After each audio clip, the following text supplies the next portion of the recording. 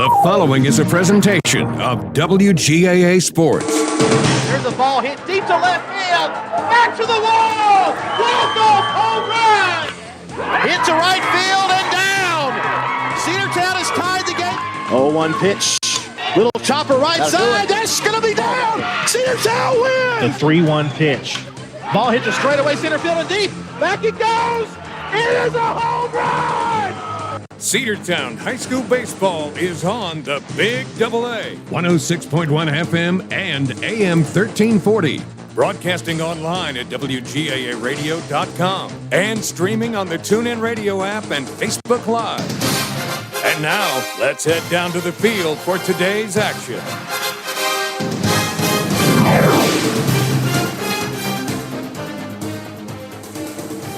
Welcome into Cedartown High School Baseball on the home of the Dogs, the Big AA, 106.1 FM and AM 1340. Along with Logan Maddox, I'm Andrew Carter. As the Cedartown Bulldogs are looking to get into this new series with the Pickens Dragons, Logan, and really a lot on the line for this game. The Cedartown Bulldogs 7-2 in region play. A chance to really make some headway toward not just a state playoff berth, but maybe even a home playoff berth. Yeah, absolutely, Andrew. This is a Cedartown team right now, despite losing that series to Northwest Whitfield. At the moment, the Bulldogs second in the region standings, only behind Heritage. They're actually above Northwest Whitfield at the moment. The Bruins are 4-2 in region play. Heritage is, I believe, 4-1 now, 5-1. Cedartown 7-2. Taking on a Pickens team that actually finished up their series with Heritage last night. They played a doubleheader and split those two games. So the Dragons overall lost the series 1-2, only winning one of the three games, I should say. But we're going to find out who Pickens threw, I suppose, because the Dragons with those two games, are they going to have their ace playing? Are they going to have someone else? Are they going to have a number 2 or a number 3 pitcher? Are they going to be fatigued? We're going to find out a lot about Pickens. And Cedartown, on the other hand, having not played since Friday, a chance for them to come out and, if they get a win, can start this series on the right foot. And that could be the key to this game is who's the freshest, as you mentioned before, and we'll see if the Cedartown Bulldogs are going to be able to do that. With Reese Tanner starting on the hill for the Bulldogs, defense goes like this: Eli Barrow behind the plate. At third base, the hot corner, Corbin Gazort. Shortstop is Dylan Cupp. Second base, Denver Nell, and at first base is Zane Barrow. In the outfield, it's left field, Harlem Diamond. Center field is MJ Holiday, and in right field is Cade Dingler. We are ready to go here in the top of the first inning. And leading off for the Pickens Dragons will be number 6, Connor. Is that Schaus? Yes, Schaus. So Schaus will lead things off. The pitch on the way. Swung on and fouled back. Nothing and won the count. With a high fastball to start things out is Reese Tanner, the sophomore pitcher for Cedartown. Schaus playing third base. He'll be followed by the catcher, Anthony Antonazzi, and the right fielder, Hunter White. No balls and a strike. The wind, the pitch on the way. Missed a bit outside with that one. 1 ball and 1 strike.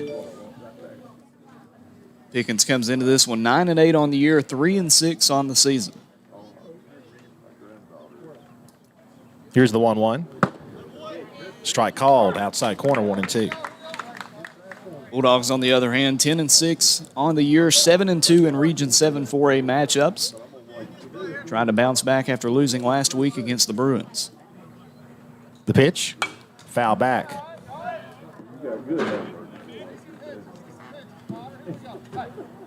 Pickens Dragons, Cedartown Bulldogs just underway here from the dog pound. 2 strikes on the batter. A little bit of wind blowing from right to left. And here's the 2-2 pitch.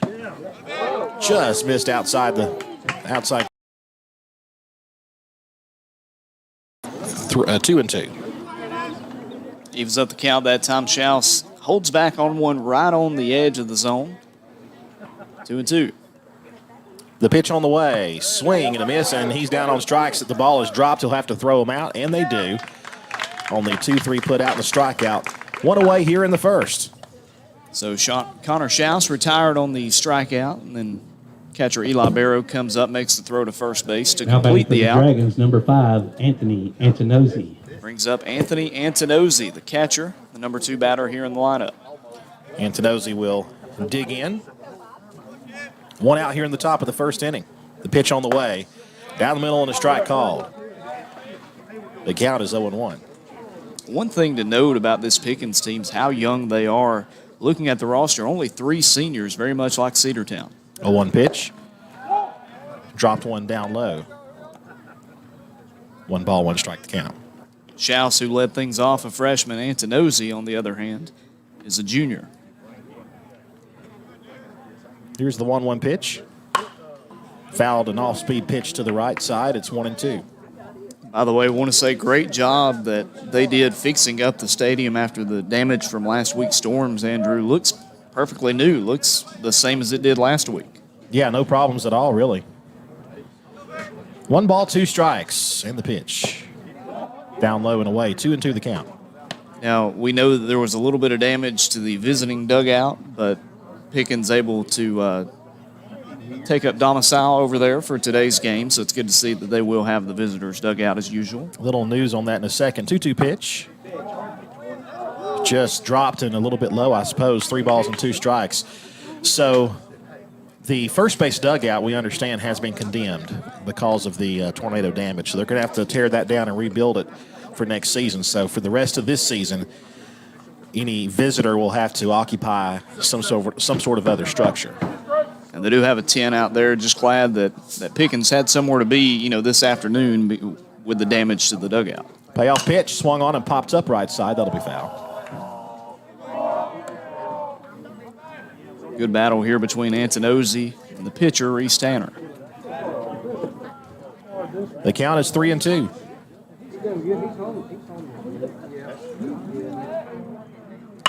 There's a ball hit on the ground up the middle. Shortstop Dylan Cup Fields. He'll throw to first. That's out number 2. And so far, 2 up, 2 down for the Bulldogs defense here in the top of the first inning. Well, bionic arm over at shortstop, getting things started early here in the top of the first inning. Dylan Cup, that is, over at shortstop, ranging over, fielding it, throwing a laser over to first base for out number 2. And here comes the right fielder with 2 out, nobody aboard. It's Hunter White. Does it really surprise you? No. The pitch. There's a ball hit to shallow right field. That's going to be a tough play, but it's going to be caught there on the run by Cade Dingler. And that's 3 up, 3 down for the Pickens Dragons in the top of the first. 1, 2, 3, go the Dragons, and we'll head now to the bottom half. Pickens nothing, and Cedartown coming up. Cedartown baseball is here on the Big Double A. Daniels Green Services and Handyman, your best choice for total home renovation or even small projects. 770-862-1240. 770-862-1240. 45. Siding, concrete, windows, pressure washing, flooring, drywall, doors, roofing, electrical, and even lawn care. They're fully insured and will do a great job. Check them out on Facebook, Daniels Green Services and Handyman, your best choice. 770-862-1240. Rocky and Patty Tillery, 2 Cedartown High School graduates, and they stayed right here in the county and went into business. They employ right at 100 people, and they've been doing that for a long time. Most of their work is from out of the county, but they want to push our youngsters here, no matter what they're doing, Little League, Pony League, high school baseball, basketball, football, and soccer, and that's Polk County Public Service. They appreciate serving you. Cedartown High School Baseball is on the Big Double A.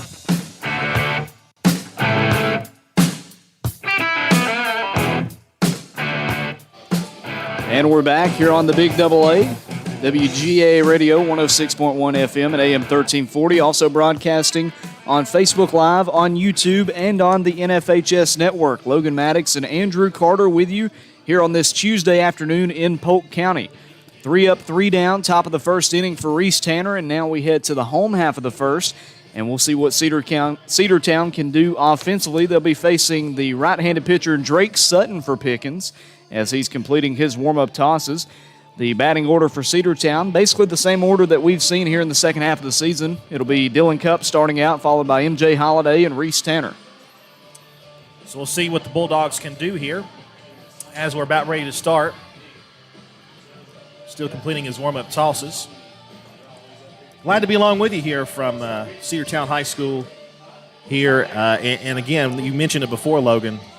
We weren't 100% sure if we were going to be able to come back here and play because of the storm damage, but certainly want to tip your hat to all the folks that came out here and fixed the field. We had some welders come out here and fix the foul pole, rather not the foul poles, but the supports that hold up the netting behind home plate along the right field line. They had collapsed because of the storms that came through. And also, we mentioned the first base dugout has received a pretty good bit of damage too. So we hope but we're just glad to be back home. Dylan Cupp's going to lead things off here in the bottom half of the second, or of the first rather. And then hitting second, MJ Holiday, then Reese Tanner. Number 3, Dylan Cupp. And an enthusiastic Cedartown crowd cheering on the Bulldogs here. First pitch to Dylan. Takes low and away, 1 ball, no strikes. Cupp, the sophomore shortstop, one of the top 10 players in his recruiting class in the state of Georgia, committed to Mississippi State. Here's the 1-0 pitch. Taken low, 2 balls, no strikes. Again, the wind kind of blowing right to left. It's not a huge factor. Anything hit to the right side is going to drift toward the right probably. Squares to bunt and takes down the middle for a called strike. 2-1 the count now to Dylan Cupp. You know, Andrew, Dylan just hoping to have an opportunity to swing at something in this at-bat. In that Northwest Whitfield series, he was walked, about every time? It seemed like it. That one fouled away. Now the count 2-2 to the sophomore. MJ Holiday, the junior center fielder, standing on deck. Just starting the home half of the first inning, no score at CHS. 2 balls, 2 strikes. The pitch to Dylan, swung on and fouled back. Goes behind the press box here.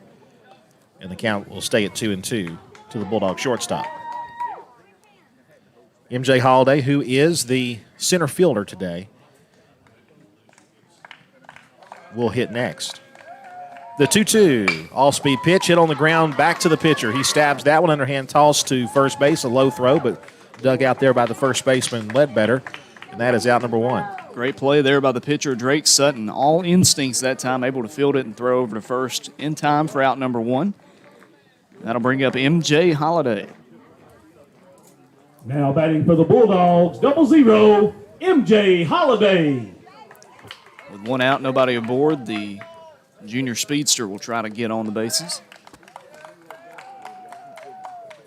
First pitch to MJ is down the middle but high, 1 ball, no strikes. Looking at the defense for Pickens, the pitcher again is Sutton. Behind home plate is Anthony Antonozzi. Infield after this next pitch. And here is the 1-0. That one just missed outside, 2-0. Trace Ledbetter plays first base. At second base is Evan Giddens. At shortstop for the Dragons, James Tilley. And at third base is Connor Schaus. 2-0 pitch. Down low, and it's a 3-0 count now to MJ Holiday, the junior center fielder for the Dogs. Parker Rhodes out in left field. Jared Whitmore in center field. And out in right is Hunter White. Here's the 3-0 pitch, taken all the way, and he'll take a strike on the inside corner, 3-1. See if MJ has the green light here on a 3-1.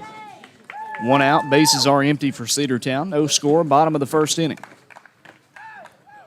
And that'll hit him on the back. MJ has been hit by pitches a lot lately. Yeah. Of course, one of the most memorable ones was the one with the bases loaded in the Northwest Whitfield game where it won the game for Cedartown, the walk-off hit batsman. Well, we weren't mad at that one. We were okay with that hit by pitch. And he gets aboard for the first time today. Number 2, Reese Tanner. First base runner for either side is the very fast runner. MJ Holiday's at first for Reese Tanner with 1 out. Reese Tanner bats left, throws right, a chance to help himself here. From the stretch, instead they'll throw over to first base, and MJ is going to slide back in there safely. Bottom of the first inning. Want to welcome all those watching here in Cedartown, also those watching back at in Jasper. Appreciate the share on Twitter and Facebook. First pitch to Reese is taken out of the zone. 1 ball, no strikes. Of course, these two teams have a doubleheader over in Pickens County on Friday. For those listening in who are not going to be able to make the drive up to Jasper on a cold Friday evening, you can listen to the game and watch here on the Big Double A. 1-0 pitch inside, And it's 2-0. Pretty close pitch, but didn't get the call from the home plate umpire. Yeah, Sutton not missing by too much that time. Sutton, the 5'11" senior for the Dragons on the mound. The 2-0 pitch is coming. Instead, they'll throw over to first base. Almost got him. It was a pretty close play. But MJ Holiday dives back in. A good tag there by Ledbetter. But MJ able to beat the throw back. I believe it might have popped away from Ledbetter. If he keeps it in his glove, that's a very close, It's close. play. You're right. It's very close. Good move by Sutton. 2 balls, no strikes. The pitch is outside. Now it's 3-0. The senior Cade Dingler waiting on deck. 3-0 count to the sophomore Reese Tanner, and MJ Holiday standing at first base with 1 out. Getting to the meat of the order here for the Bulldogs here. Bottom half of the first inning, a 3-0 count with a runner on first and 1 out. The pitch. Dropped a breaking ball in for a strike. It's 3-1. I'll tell you what, we said it before, got to tip our hat to the folks who made this field ready to go. You have to remember that last Thursday, this field was pretty much underwater, not to mention the wind damage that occurred. Big breaking ball is high, ball 4. They'll throw down there anyway. No need to do that since it's ball 4.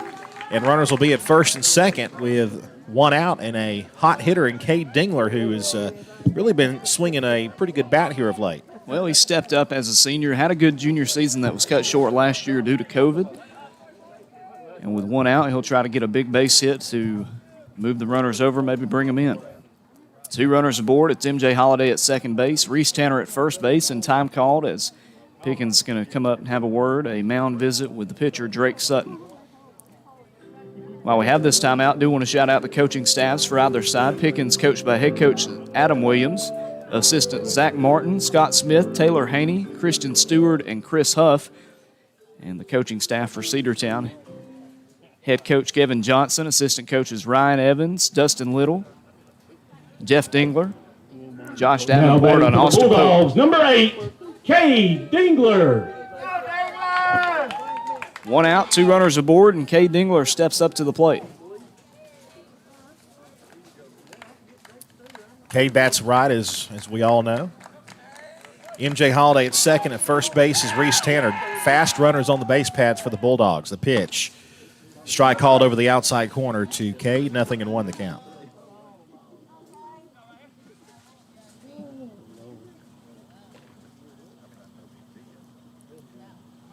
Oh and 1.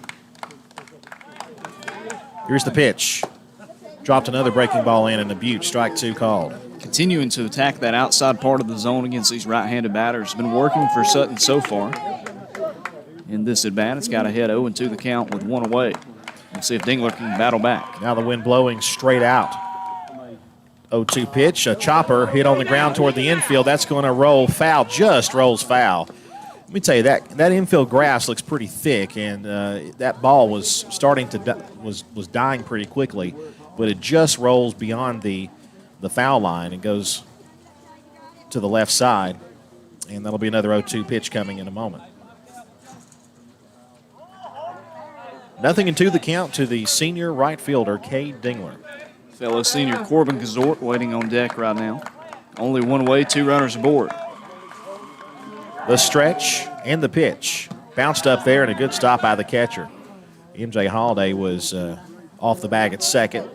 Draws a look from the catcher, but he doesn't try it. That's Cason Cannon, the catcher. I'm sorry, Anthony Anazzoni, I beg your pardon. The 0-2. Line shot foul left side. That was a missile bullet there from Cade, but he just misses it. Sorry, there's 2 number 5s on my Max Preps roster. Yeah, you're good. Yeah, Antonozzi behind home plate in this one. Runners at first and second, 1 out. Cedartown trying to strike first here in the bottom of the first inning. 0-2 is a breaking ball, a nasty one. Strike 3 called. It started in on him, and it came over the plate with some breaking motion, and that's out number 2. That was a pretty pitch from Sutton. Despite allowing batting for the the 2 Bulldogs, bases number on 10, balls here in the first Corbin inning, he's had Kazort. some nice stuff to start things out. See if Corbin Kazor can keep the inning going. 2 outs and runners on first and second. Hit batsman in a walk, but then the 2 outs there. That one taken high, ball 1. 1 ball, no strikes. The inning started with a ground out by Dylan Cupp, then a hit batsman, then the walk, then the strikeout. 1 ball, no strikes. The pitch on the way. Another breaking ball and a nasty one. Strike one called over the outside corner of the plate. It's been over a week ago, but Corbin with the game-winning hit down in Carrollton. The almost a home run to finish that late game.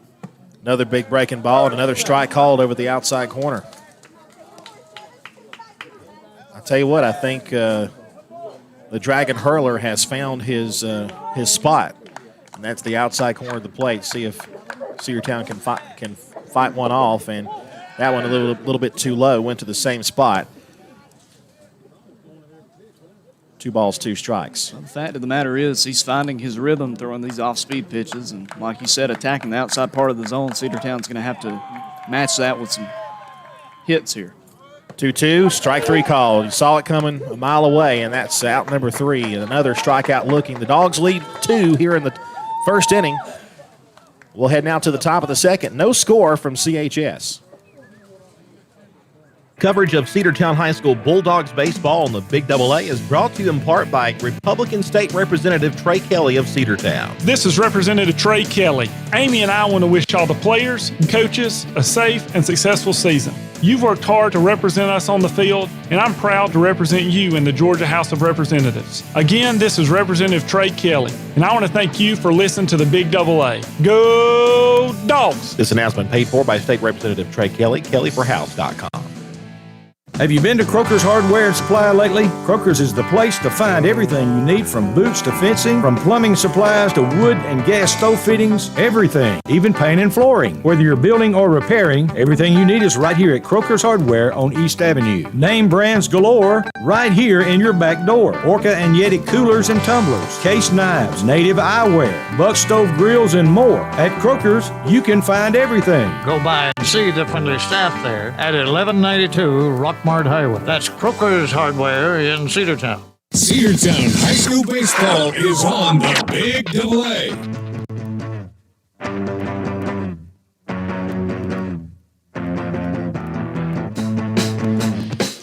And we're back here on the Big AA. 1 inning down, no score between the Dragons of Pickens High School and the Bulldogs of Cedartown High School. Back to defense goes CHS, and Reese Tanner back on the mound. Had a 1-2-3 inning in the top of the first. A strikeout, a ground out, and a fly out. We'll see what he can do against the heart of the order for Pickens. 4, 5, and 6 batters, starting out with the DH, Seth Dinsmore. Dinsmore coming up, the senior. He's batting for Evan Giddens. Now batting for the Dragons, number 28, Seth Dinsmore. Dinsmore can get behind one, he can drive it. The pitch. Foul tip into the mitt, strike 1.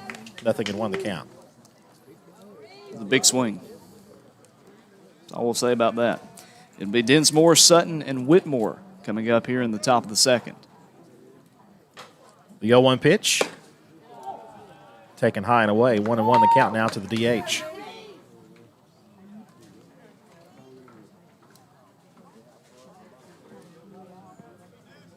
And a 1-1 pitch is on the way. Taken outside, 2-1. You mentioned it before, Logan. We're back at it Friday with a doubleheader up in Jasper at Pickens High School, one of the prettiest campuses in our region. That one missed outside, ball 3, 3-1 the count. Not only that, great baseball facility. We saw it during softball season, and looking forward to heading back up there Friday. I see the Dragons share their facility with their softball team. It's convertible from a softball field to a baseball field. That one fouled back, and we'll field the count up 3-2. Good job to battle back and work it full that time on a nice pitch from Reese Tanner. We'll see what the sophomore brings with a full count. Nobody out, nobody aboard. Top of the second inning, no score. The payoff pitch on the way is going to hit him. So the DH is going to reach on a hit batsman. It's a free pass to start out the top of the second inning. So Dinsmore will head down to first base. That brings up now Drake Sutton, the pitcher. Now batting for the Dragons, number 7, Drake Sutton. Dinsmore running over there at first base. Nobody out. Sutton trying to move him over. And again, that wind just blowing straight out. The pitch on the way. There's a strike called, caught the outside corner. 0-1.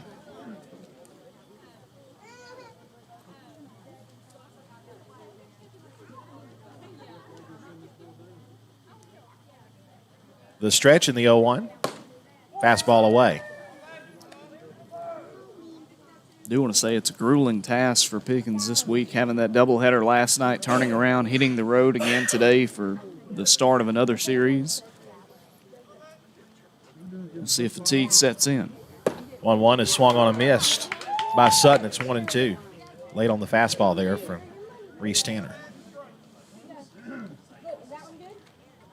1-2 the count.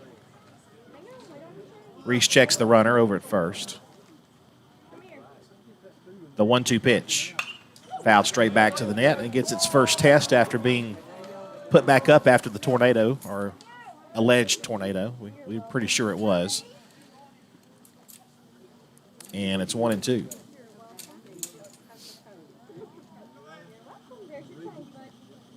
The pitch to Sutton. Breaking ball just missed away, 2-2. Remember, Andrew, the first home track event of the season going to be taking place on Thursday at CHS starting at 4:15 p.m.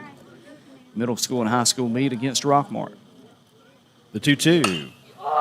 Hit a mile in the air to third base, and Corbin Kazort says he has it, and he'll go over to his left and make the squeeze. One away, and the runner stays put at first. So Dinsmore over there at the bag at first base. Jared Whitmore now, the center fielder, steps up. Now batting for the Dragons, number 26, Jared Whitmore. Whitmore in here, and if Reese can get a ground ball here, might have a double play possibility. Pitch. Swing and a miss. Kind of an off-balance swing, and he didn't get it. 0-1. Whitmore, one of just 3 seniors on this Pickens team, something we alluded to earlier. Both of these squads still young. Would imagine bringing back a lot of talent next year as well. 0-1 pitch is away. 1 ball, 1 strike.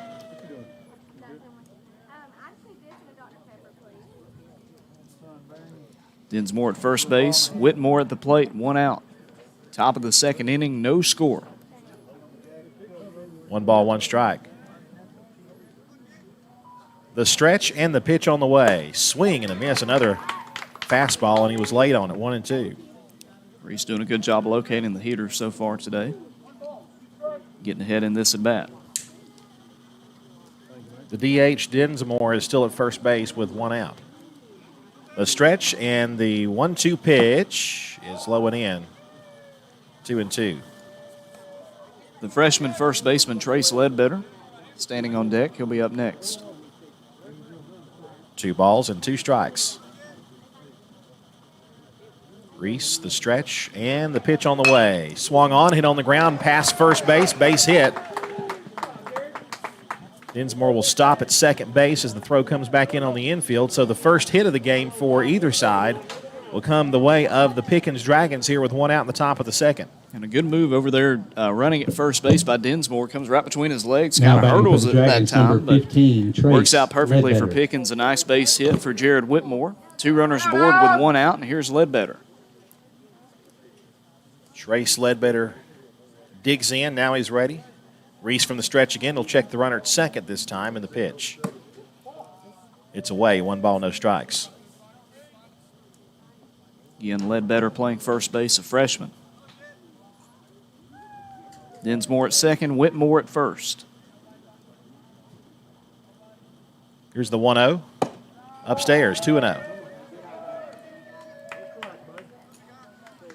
No region games next week. It's spring break for Polk School District, but the Dogs are going to be taking part in the Battle for Bartow Classic, taking on some really, really good baseball teams, including the Cartersville Purple Hurricanes.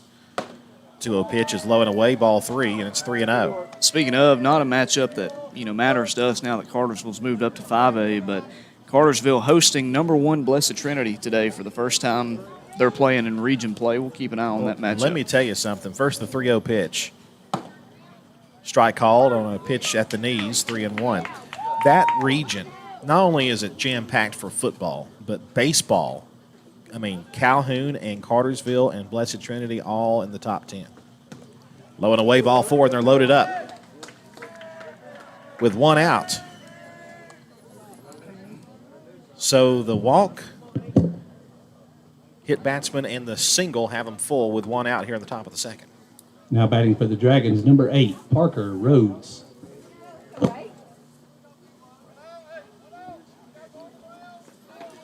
So the number 8 batter, Parker Rhodes, comes up. Bases loaded here for Pickens.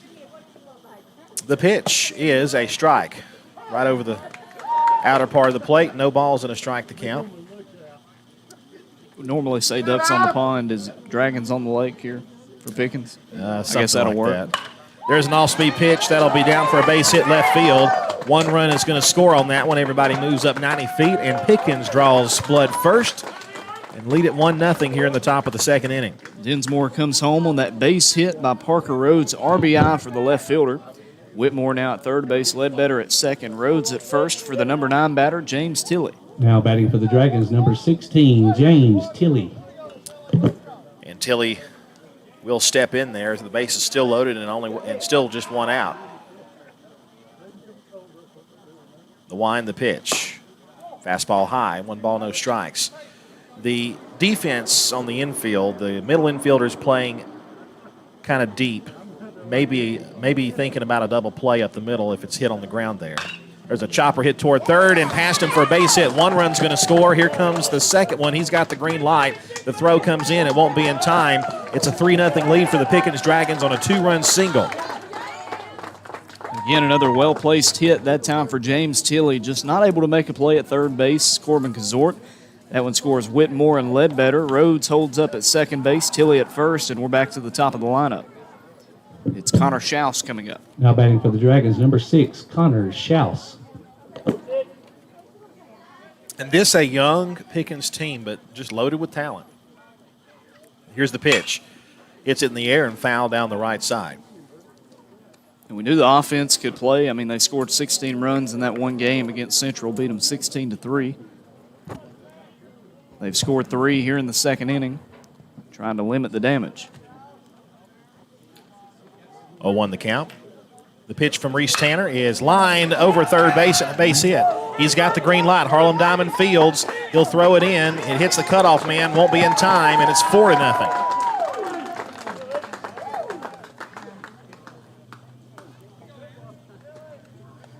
And still first and second with 1 out. And another example, just getting it to drop in that time. Kazort over at third base, playing the hot corner, trying to jump up and make a play. Now just past the his Dragons, glove. number 5, Anthony Antonozzi. Rhodes scores that time. Tilley at second base, Schaus at first, and here's Antonozzi, the catcher. 0-for-1 with a ground out. Reese the stretch, the look to second, and the pitch on the way. Upstairs, 1 ball, no strikes. Antonozzi, the 8th batter to come up to the plate here in the top of the second inning. Reese Only 1 out. Reese is missing high, and when it gets in the zone, it's getting lined. And first the 1-0 pitch, and that's low and away. 2 balls, no strikes. A coaching visit may be in order here in just a moment. 2 balls and no strikes. A 4-run inning for the Pickens Dragons. The pitch. There's a strike call with a fastball, 2-1, just on the edge of the corner, outside part. 2 balls and 1 strike. That one chopped on the ground, high chopper. He will tag the runner, throw over to first, he's out. And they're going to say he did get the runner on the swipe, and that will be a double play, and a much-needed double play to end the inning for the Cedartown Bulldogs. But 4 runs come across for the Pickens Dragons on multiple hits and a couple of walks. We'll head now to the bottom half. The Dogs looking to respond, and we'll see if they do it when we come back in a moment. Cedartown Baseball is here on the Big AA. One of the pillars of a strong community is knowing your neighbors. We believe it's important to know your neighbor. To know that the person down the street selling you your car is the person you'll see grilling with you at the block party. It's important to be a part of a community And Peach State Ford is proud to be a part of historic Cedartown, Rockmart, and Rome. And even prouder to be rated one of the best in the country in customer service. Nobody knows trucks or people like Peach State Ford. 2076 Rockmart Highway, Cedartown, 866-872-6660. Livewire Surplus. Stop in today at 546 North Main Street. New items are arriving all the time. At Livewire, they have unbelievable deals on lawnmowers, weed eaters, and leaf blowers. But that's not all. How about your patio? Livewire has top-of-the-line grills, patio tables and chairs, fire pits, and so much more. All fresh off the truck, brand new, still packaged, and priced to sell. Livewire Surplus, 678-861-5021. Take your truck. You're going to need it to load up on the savings. Cedartown High School Baseball is on the Big Double A.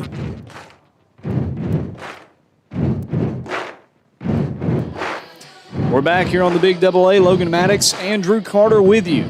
Pickens strikes for 4 runs in the top of the second inning. We'll see if Cedartown can respond here in the home half of inning number 2. It's going to be Denver Nell, Zane Barrow, and Eli Barrow due up in the second. Cedartown got 2 base runners on a hit by pitch and a walk in the first inning. Still in search of their first hit of the day. We'll see if they can get that right here. Now batting for the Bulldogs, number 11, Denver Nell. This is where you want to respond here if you're the Bulldogs. Get something going here with the middle part of the order. Bottom of the second inning, 4-0, Pickens leads. The pitch on the way to Denver Nell is inside, ball 1. Nell with a great play over at second base to finally end that long second inning. Fields the high chopper and tags the runner, throws to first for the out if he just missed it. 1-0 pitch. Big curveball, caught the outside corner, 1-1. Tell you what, this guy is, when he throws the breaking ball, it's getting the calls. The 1-1 to Denver Nell, another breaking ball, line to right field, base hit. That's what you got to do with it. Reach out there and tap it the other way, and that's what Denver did. Gets the first base hit of the day for the Bulldogs, and he's at first base for Zane Barrow. Well, everybody who comes to the plate from here on out is going to have the same mentality facing Now something. batting for the Bulldogs, You're going to have to wait on it. You're going to have to sit on it. When you get the pitch you Barrow. want, you're going to have to go after it. That's what Denver Nell did, and he leads it off with a single here in inning number 2.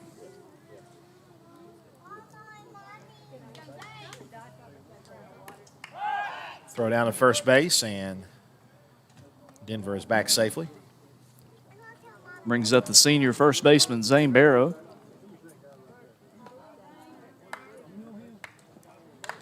The pitch hits him on the back. Zane has been hit a lot this year. It seems like it's either MJ or it's Zane Barrow that gets hit, and he got hit with a soft one there right between the numbers. Well, at least they didn't say he leaned in that time. Yes, yes, that still Now is a batting for the sore Bulldogs, number subject. 20, Eli Barrow. Still a sore subject for Bulldog fans, including Coach Johnson. He'll be the first to tell you. Eli Barrow with a chance maybe to get the Bulldogs back in this. Denver Nell at second. Zane Barrow at first. That one drops down low. 1 ball, no strikes. First pitch there to the Bulldog catcher, Eli Barrow, and Harlem Diamond waits on deck. And we talked towards the middle of this season. Eli had a great start to his sophomore year. Had a rough patch. He's starting to break out of that, getting some hits here, and it'll be a nice spot to get one. 1-0 pitch, the big breaking ball called a strike. And it's 1-1. So now Eli has seen it. Let's see what he does with it. You heard Coach Johnson say, drive it. 1-1 the count. The pitch. That one hits him on the helmet, and now they're loaded up with nobody out. And that'll bring up Harlem Diamond. The tying run now at the plate for the Bulldogs.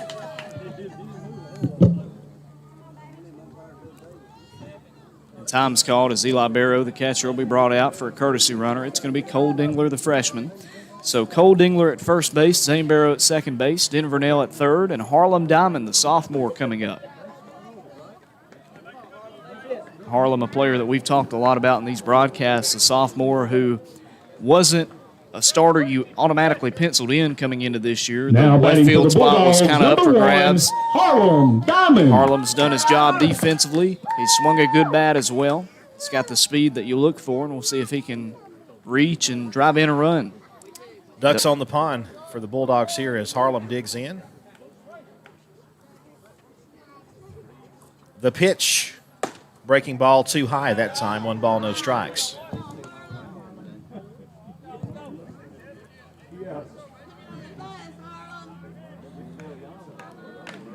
One and 0. The pitch to Harlem Diamond.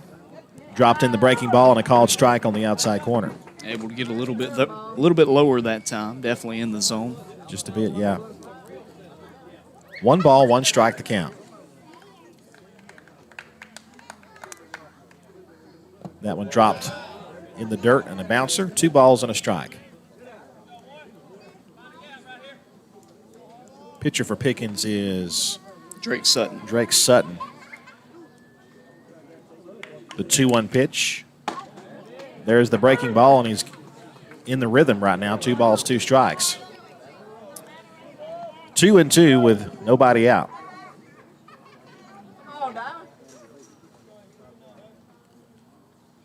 The 2-2 to Harlem. Back to the circle. They'll throw to the plate out there. The throw to first is over everybody's head. They get 1 out. 1 run's going to score. Here comes the second run. The throw comes into the plate. He's going to be safe as the ball popped away from the catcher, and the Dogs cut the lead in half. It's 4-2. 4-2. 4-2, you're right. Sorry about that. I doubted you again, Andrew. My bad. The out was recorded at the plate on the force first. They were trying to get the double play, and they're going to walk Dylan Cupp. It seems to be a theme this year. And that'll bring up MJ Holiday. Well, the reputation has spread across the region. They understand. It's a smart Dylan Cupp play. is intentionally walked. Now batting for the Bulldogs, 0-0, MJ Holiday. Well, Northwest intentionally walked Dylan Cupp in the 9th inning, and then MJ Holiday comes up and gets hit by a pitch. Runner goes, pitches in the dirt, pops away, everybody moves up 90 feet. Runner's now at second and third with 1 out. 1 ball, no strikes. Yeah, Diamond at third, Dylan Cupp at second, so the tying run now in scoring position with only 1 out. MJ got hit by a pitch last time up. The pitch to MJ Holiday, low and away, ball 2 now. 2 balls, no strikes. Diamond crashing in hard from third base that time. Pass ball means it's a 1-run game. 2 balls and no strikes. The second inning has been the scoring inning. 6 runs scored between the 2 teams. Dogs hoping for more here. The 2-0 pitch to MJ Holiday. He swings and fouls off the big breaking ball. 2-1 the count. Reese Tanner waits on deck. He'd like to get a chance. First base is open. Conventional double play would be out of the picture.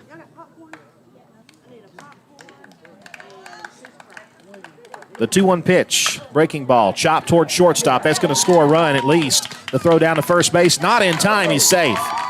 Infield single and RBI. It's 4-3. Cedartown trails by 1.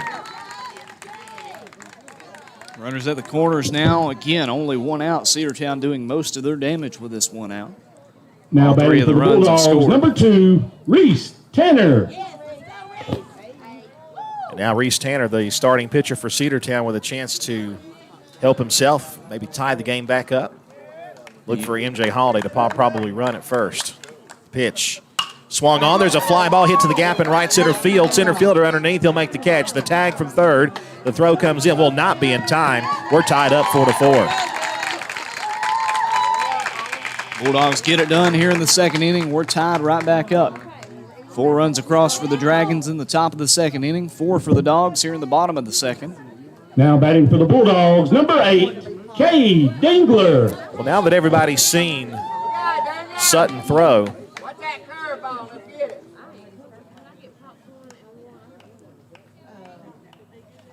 here comes the pitch to Kay Dingler. Then instead they'll throw down to first, and he's back safely. He said, I got him in that cooler in there. Well, they usually do that. Don't they get that bag? They don't do a bag today? Dogs getting their second look at the pitcher for the Pickens Dragons. Second time through the lineup. Swung on and popped a mile in the air, but foul. That'll probably land over near the softball field. Strike 1 to Kay Dingler. Dingler, the senior outfielder, cleanup batter. Corbin Kazort, a fellow senior waiting on deck. He's hoping he'll have a chance to come up to the plate with 2 out. 0-1 pitch. High. Throw goes down to second. It's going to be wide of the bag, and he's got it stolen. Pitch was also wide. It's a 1-ball, 1-strike count. So MJ back in scoring position over there at second base. 4-4 tie in inning number 2. Cade trying to break that right here. The 1-1. Hit the curveball to shortstop. He'll stab it. Throw down to first base. Not in time. Another infield single. And the go-ahead run for Cedartown's at third base with 2 out. And here comes Corbin Kazort. Another infield single. Now batting for the Bulldogs, number 10, Corbin Kazort. Corbin, the 9th batter to come up to the plate for Cedartown here in the second inning. Runners at the corners with 2 out. You've got Dingler at first, MJ Holiday at third. We'll see if Corbin can get his first hit of the day, as he's 0 for 1 with a strikeout. Bulldogs are finally starting to turn around on that breaking ball. The pitch on the way to Corbin. Checked his swing, it popped away, but Cade will take second base without a play. But the catcher was most concerned about keeping MJ Holiday over at third base, and he did, kept the ball in front of him. But Cade Dingler now at third, or second rather, and MJ at third. 1-0 the count to Corbin Kazort. The pitch. Breaking ball too high. 2-0. I think one of the ways that Kazort's really improved this year is his plate discipline. Right. Locating balls, seeing what's going to be a ball, what's going to be a strike. He's really improved this year. The 2-0 pitch. Dropped that one over the plate but low, and it's 3-0 now to Corbin Kazort. First base is open, so it's not going to be the worst thing in the world if Pickens walks him here. Then you got to face Denver Nell, who started out the inning with a base hit. The 3-0 pitch. Did he go? Yes, he did. Strike one called. He called a strike. Corbin throws the bat anyway, and he says, well, let me have that back. I don't think he was aware of the call. I think he thought it was a ball. Honestly, I do think he went around. It was close, but Corbin will get his bat back, and he'll have to swing away here with a 3-1 count if it's anywhere near. 3 balls, 1 strike. Second and third, 4 runs in for Cedartown in the bottom of the second. Swung on and missed. It's 3-2. Couldn't catch up to the heater that time, and now a full count. 2 out, 2 runners aboard, both in scoring position for Cedartown. The Dogs with 4 runs here in the second inning, trying to strike for more. It's Corbin Kazort at the plate. Payoff pitch. Low and in, ball 4. And they are loaded up for Denver Nell, who started out the inning with a opposite field base hit to right. Dropped it in front of the right fielder. If he can do that again right here, 2 runs will score. Now we got a pitching coach. Looks like he'll take the ball away, so they're going to make a pitching change here in the second inning. We will return. 4-4 tie, the go-ahead run at third base, loaded with 2 outs here in the bottom half of the second. Back in a moment. Bradford's Drugstore on North Main Street in Cedartown is your locally owned and operated Good Neighbor Pharmacy. Bradford's accepts most prescription plans, and remember Bradford's for all of your gift and decor needs. Bradford's pharmacist takes time to get to know you, explain your medication, and answer any questions that you may have. Go by and see Bill Brewster and all the fine folks at Bradford's the next time you need a prescription filled. Also use their convenient drive-thru. Bradford's Drugstore, 500 North Main Street, Cedartown, 770-748-3100, and all the folks at Bradford say, go Dogs. Cedar Valley Golf Course has been the place to play golf in Cedartown and Polk County for nearly a century. Locally owned and operated since 1924, Cedar Valley Golf Course offers 18 holes of some of the most beautiful fairways and greens in the area. Cedar Valley Golf Course is a proud supporter of the Cedartown High School Bulldogs and the greater Cedartown and Polk County region. Call for tee time 770-748-9671, located just south of Cedartown at 1811 Buchanan Highway. Cedartown's original golf course, Cedar Valley Golf Course. Cedartown Automotive is your one-stop for all your automotive needs. For oil changes, new tires, or tire repair, brake work, tune-ups, air conditioner service, or repair, think of Cedartown Automotive. Cedartown Automotive is a longtime supporter of Cedartown High School athletics here on WGAA. Cedartown Automotive on East Avenue in Cedartown. Give them a call today at 770-749-5040 or stop by their beautiful location for fast and friendly service. And all the folks at Cedartown Automotive say, go Dogs! First pitch is a strike called to Denver Nail. The new pitcher is the DH, Seth Dinsmore, who takes over. Bases loaded, 2 out. The pitch to Denver Nail is high and tight over his head, and the count is 1 ball, 1 strike. Nail got a hit to start out this inning. Bulldogs have battered around. They've scored 4 runs and have tied it up. They're going to try to take the lead right here. Here's the pitch. Low and away, 2 balls and 1 strike. Dinsmore bringing all fastballs so far. Having a little trouble locating the zone. Going up against Denver Nail. The 2-1 pitch. Just missed outside, ball 3, and a walk would give the Dogs the lead. MJ Holliday's at third base. Cade Dingler at second base. Corbin Kazort stands at first with 2 out. 3-0 or 3-1 the count. The pitch. Strike called pretty far in, but it got the call. 3-2. My goodness. So now everybody will be off on the pitch. 3 balls, 2 strikes, 2 outs. Bases full. Dinsmore has a sign. The pitch on the way. Swung on and chopped foul. And we'll do it again. 3-2.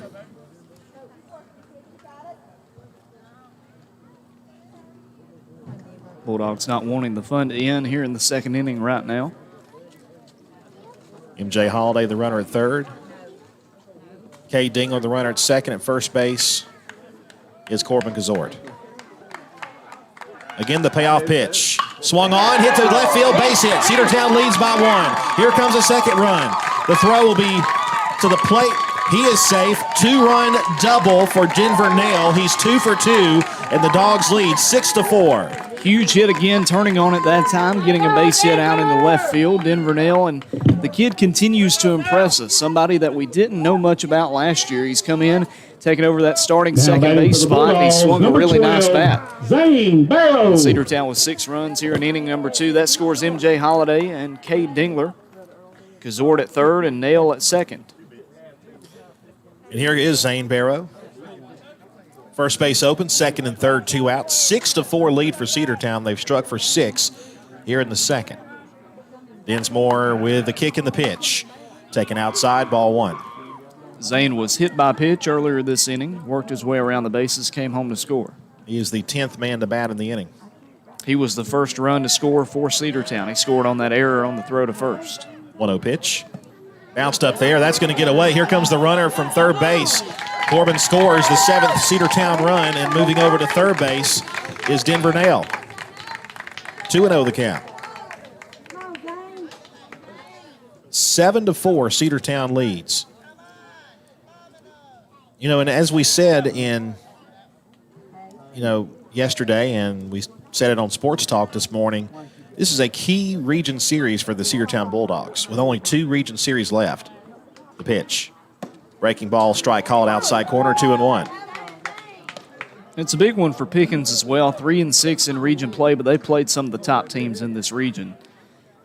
And if they can find a way to win this series, they're back in the talk for playoffs. That one bounced up there, but the catcher keeps in front of him. It's a 3-ball, 1 strike count. Cedartown, after this series, will have Southeast Whitfield left, and then Heritage Catoosa, who's currently leading the pack in the region. 3-1. High ball 4, and that'll be another base on balls, and they're at the corners. At least that's the last update we saw. Yeah. And you're right. After the scores went in from the doubleheader, Pickens and Heritage last night, Heritage now 5-1 in region play. Cedartown 7-2, so the Dogs right behind them. Now batting Northwest Whitfield right 20, behind us, 4-2. Eli Barrow. So 2 runners aboard, runners at the corners with 2 out. Zane Barrow at first base, Denver Nail at third base, and Eli Barrow comes up. He was hit by pitch as well earlier this inning. Runners first and third with 2 out. Dinsmore with a pitch. Runner goes. It's a strike call. 0-1. No throw to second. He'll take it without a play. And it's 0-1.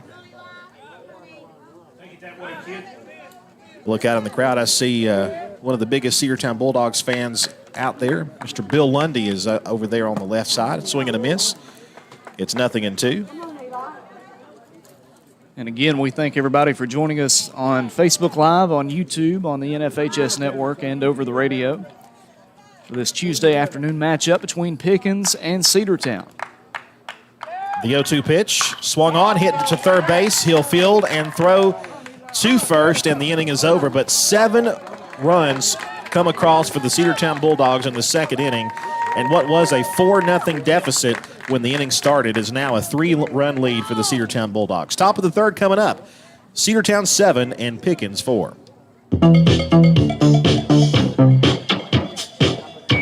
Daniels Green Services and Handyman, your best choice for total home renovation or even small projects. 770-862-1240. 770-862-1240. Painting, siding, concrete, windows, pressure washing, flooring, drywall, doors, roofing, electrical, and even lawn care. They're fully insured and will do a great job. Check them out on Facebook, Daniels Green Services and Handyman, your best choice. 770-862-1240. Rocky and Patty Tillery, 2 Cedartown High School graduates, and they stayed right here in the county and went into business. They employ right at 100 people, and they've been doing that for a long time. Most of their work is from out of the county, but they want to push our youngsters here, no matter what they're doing, Little League, Pony League, high school baseball, basketball, football, and soccer, and that's Polk County Public Service. They appreciate serving you. Cedartown High School Baseball is on the Big Double A.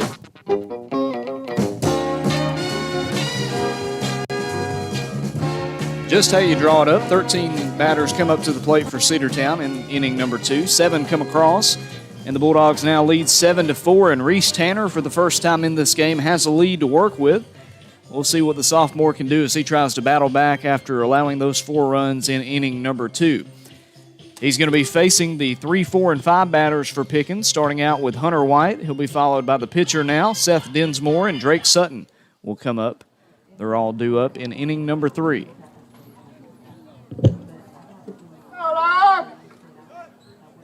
Reese will complete his last warm-up toss. The throw goes to third base rather than the second. And Reese Tanner finds himself with a 7-4 lead here after giving up 4 in the second. Allowed 4 base hits and 2 walks in that second inning. Now batting for the Dragons, number 10, Hunter White. Going up against Hunter White to start things out. The windup and the pitch on the way to White. He'll take a strike, 0-1. White, the only player for Pickens that didn't come up to the plate last inning. 0-for-1 with a fly out to right field back in inning number 1. The 0-1 pitch is upstairs, ball 1. Shout out to Jamie Diamond watching from the ATL today, not able to be at the game. The 1-1 pitch on the way is upstairs, ball 2. A lot of fans out here for this one. You know, we were supposed to have the doubleheader last week, and because of the storm damage, had to move that doubleheader away. There's a high pop-up. Shallow center field. Who wants it? It'll be the second baseman, Denver Nell, who tumbles down but makes the catch. He's just trying to find new ways to impress us. Got the single, the double already, a couple of RBIs to his credit, a couple of runs scored. Let's go make a diving catch in center field. Now batting for the Dragons, number 28, Seth Dinsmore. Seth Dinsmore, who was the starting DH, he's now pitching for the Dragons of Pickens County. 1 out, top of the third. The kick and the pitch from Reese is a strike, 0-1. Dinsmore hit by pitch last time up, worked it to a full count before getting hit. And he came around to score. He serves as the first run to hit the board for Pickens. 0-1 is hit on the ground at third base. Corbin Fields on that will have plenty of time to throw. Sidearm throws over to first base, and Zane Barrow gobbles that up for the second out. And you know, we knew Dinsmore was going to bring pop to the plate A nice swing that time, and it was a heater to third base, just a better play by Corbin Kazort to get the second out. Now batting for the Dragons, number 7, Drake Sutton. And here's Drake Sutton now with the bases empty and 2 out. Sutton, the starting pitcher, popped up to third base last inning. Reese nods. He's got the sign from Eli. And the pitch is outside. Ball 1, 1 ball, 1 strike. Or 1 ball, no strikes, rather.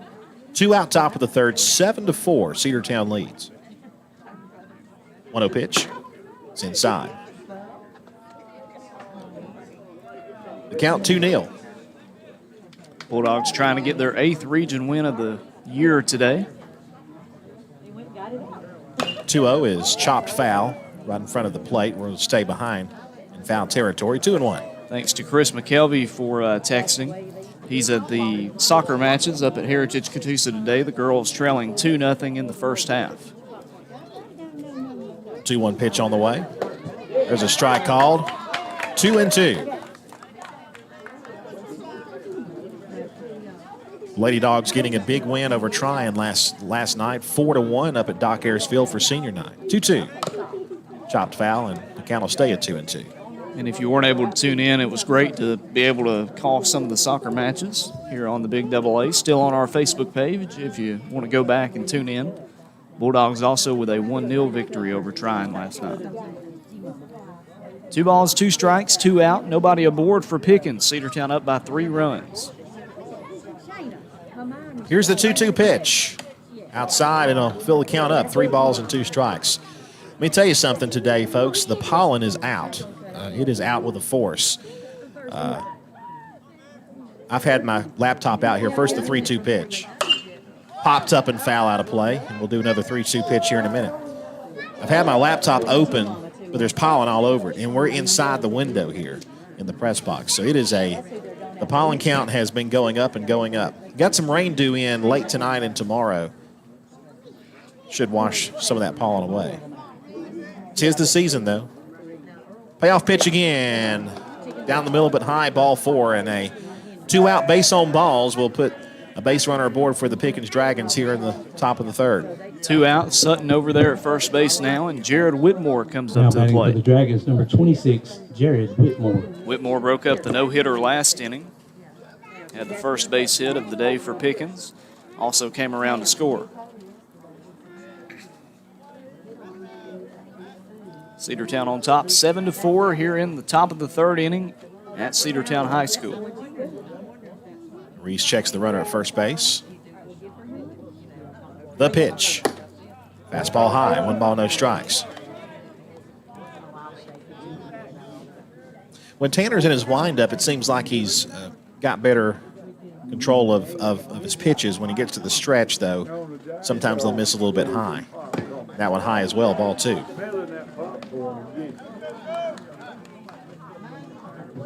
Two balls, no strikes. The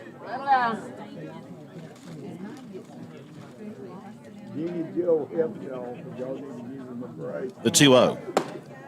Strike called. He was able to check his swing, but it's a strike called anyway on the inside part of the plate. Whitmore was crowding the plate anyway, playing kind of in on the batter's box. 2-1 pitch.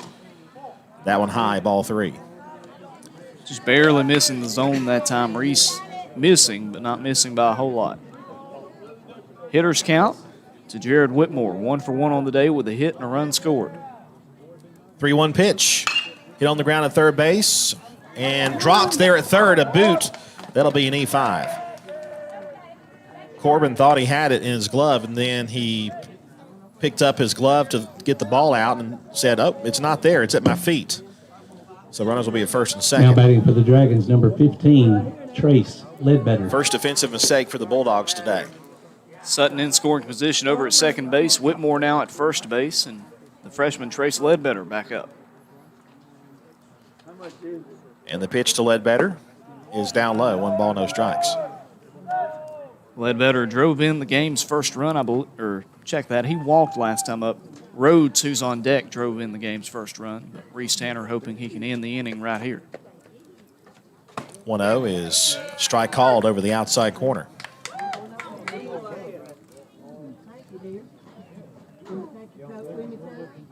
Two runners aboard, 2 out. Cedartown got 2 quick outs, but then the 2 straight have reached after that. That one missed low and away, ball 2.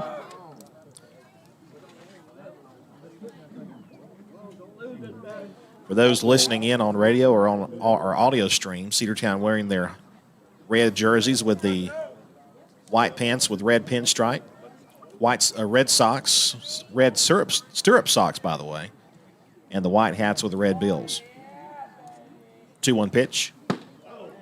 That one just missed. 3 balls and a strike. Pickens wearing the road gray with the Pickens script on the front, green letters and numbers and white outline. I must say that this is my favorite uniform scheme for the Cedartown Bulldogs. 3-1 pitch, swung on. Another chance for the shortstop, Dylan Cup, from a knee, throws to second for the force, and that's out number 3. 2 left stranded here in the third as the walk and the error does not hurt.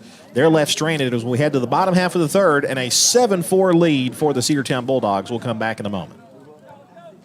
Coverage of Cedartown High School Bulldogs baseball on the Big AA is brought to you in part by Republican State Representative Trey Kelly of Cedartown. This is Representative Trey Kelly. Amy and I want to wish all the players and coaches a safe and successful season. You've worked hard to represent us on the field, and I'm proud to represent you in the Georgia House of Representatives. Again, this is Representative Trey Kelly, and I want to thank you for listening to the Big AA. Go Dogs! This announcement paid for by State Representative Trey Kelly, kellyforhouse.com.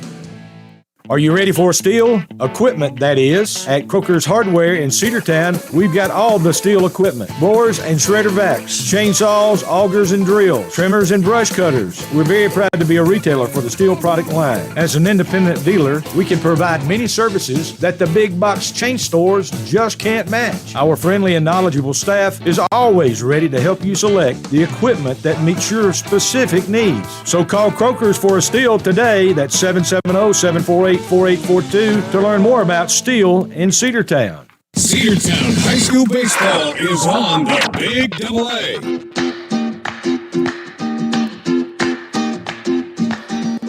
As we head into the bottom of the third inning, Cedartown on top 7-4 on the Big AA, WGAA Radio 106.1 FM at AM 1340. Bottom of the order into the top of the lineup for Cedartown, 9-1-2 batters, starting out with Harlem Diamond. He'll be followed by Dylan Cupp and MJ Holiday. Harlem reached on a fielder's choice last inning, came around to score. He was part of a 7-run second inning for Cedartown, and Seth Dinsmore, the relief pitcher for Pickens, still on the mound. A little bit of a stoppage of play. I think there might have been a loose baseball or something out there. Now everybody's back. Still a looks like the catcher had, they had to, the catcher for Pickens had to get his gear on, and it took him a little bit of time. So he's back out there. And by the way, for the Pickens people tuning in this afternoon, when Sutton was pulled out as pitcher, he moved over to third base. It appears that the original third baseman, Connor Schaus, is head to the dugout unless there's a change in the outfield or something. But Dinsmore completes his warm-up tosses, and we're just about set to get things going again here in the bottom of the third inning. Cedartown 7 and Pickens 4 in the first of 3 matchups this week.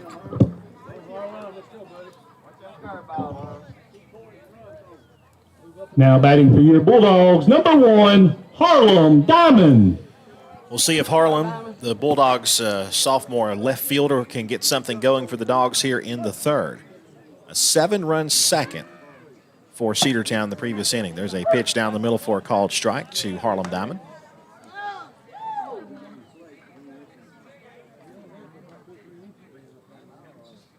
The 0-1. Strike 2 called over the outside corner.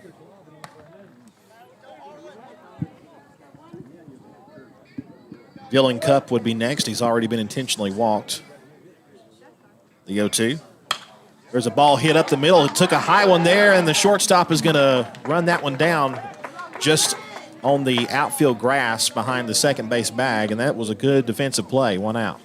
Yeah, out at shortstop, that's the freshman James Tilley covering a lot of ground that time. It was high and inside. Might have been ball 1 that Harlem Diamond swung at, but did a good job to drop it in no man's land. Just a better play defensively to record that first out. Don't think they'll walk Dylan with the bases empty here, so they're going to pitch to him. Here it is. Strike called. Dillon grounded out in the first inning. Got walked last time, came around to score. Now here in the third inning in his third plate appearance. 0-1 pitch. Quite a bit of break on it, but it must have been low. Ball 1. It's a nice breaking pitch that time from Dinsmore. We've seen a lot of fastballs. Haven't seen a lot of movement. A lot of movement on that one. The 1-1. Hit a mile in the air to the left side. That ball is going to drop in. Is it fair? Yes, it is. It's fair. He's going to round second. He'll stop there. It's a bloop double down the left side. Nobody could get to it. It just lands fair, about a foot inside the line. Well, that one was kissed by the gods when it went up into the clouds, because that was pretty lucky for Dillon Cupp that time. Now, credit again to the shortstop, James Tilley. He comes back holding up both hands. He came running out of nowhere. The third baseman and left fielder were both kind of a little bit of miscommunication. Didn't know. I think initially with the nature of a high fly ball like that, you think it's going to drop in foul territory. Somehow it sneaks in, and Cedartown with another runner in scoring position. MJ Holiday lines one left field, base hit. Dillon Cupp has the green light. He rounds third. Here comes the throw. It's cut off. Another run for the Bulldogs, an RBI single for MJ Holiday. Second run batted in of the day for MJ Holiday, and it's 8-4. Now batting for the Bulldogs, number 2, Reese Tanner. MJ now 2 for 2 with 2 singles, 2 RBIs, and a run scored.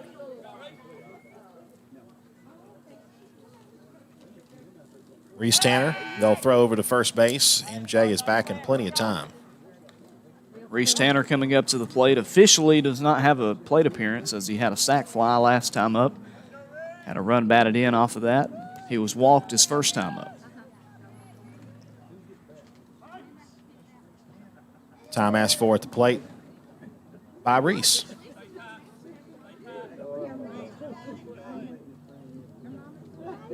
He had a pitch to be made to him in this sequence. Holiday leads away from the back at first. Dinsmore will deliver. That one pops away. It's inside, and wow, talk about wheels for MJ Holiday. He was booking it and made it in plenty of time. So he's at second base now, only 1 out. Bulldogs 8, Dragons 4. Pitch was low and in, so 1 ball, no strikes the count to Reese Tanner. The pitch on the way. Hit on the ground solidly to second base. He'll field on a couple of hops. The throw is low to first, but he's going to be out at the bag over at first. Moving over to third is MJ Holiday. 2 out. So Tanner not able to reach, but at least able to move the runner over.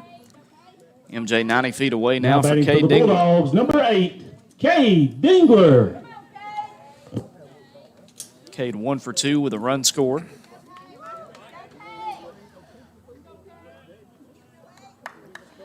Runner on third, the pitch. Inside, ball 1. Tried to get that breaking ball in, but it missed too far in. Well, it looked like it was going to hit Cade there for a moment. It had so much of a break that it almost found its way back into the zone. MJ Holiday at third base, 2 out, 1 run across here in the third inning for CHS. 1-0 pitch. Swing and a miss. Cade was fooled a bit on that pitch, and he swings right through it. It's 1-1.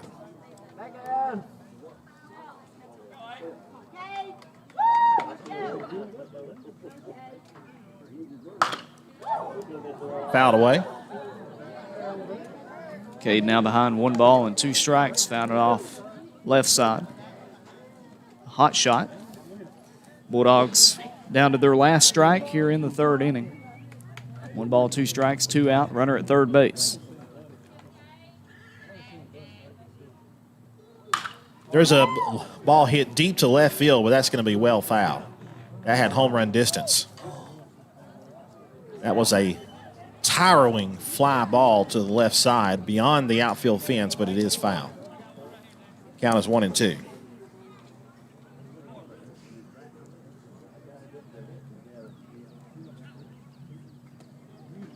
And Cade Dingler again showing us why we don't park down there. Yeah, no doubt about it. 1 ball, 2 strikes, and 2 out. Cade Dingler, if he can not pull it quite as much. Hit on the ground on the bouncer to third. Great play over there. The throw to first will be in time to get the speedy runner, and the inning is over. Dogs had a run, and it's now 8-4 through 3 complete innings. We head now to the top of the 4th, with the Dogs up by 4, 8-4. One of the pillars of a strong community is knowing your neighbors. We believe it's important to know your neighbor. To know that the person down the street selling you your car is the person you'll see grilling with you at the block party. It's important to be a part of a community, and Peach State Ford is proud to be a part of historic Cedartown, Rockmart, and Rome, and even prouder to be rated one of the best in the country in customer service.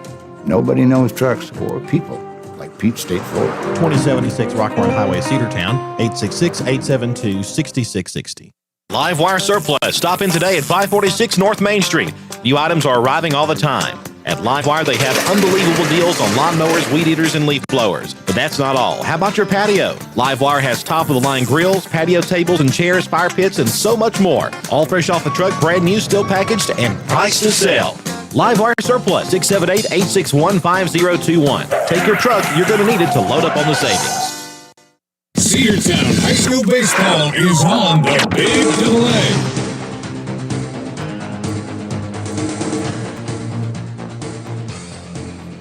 And we're back.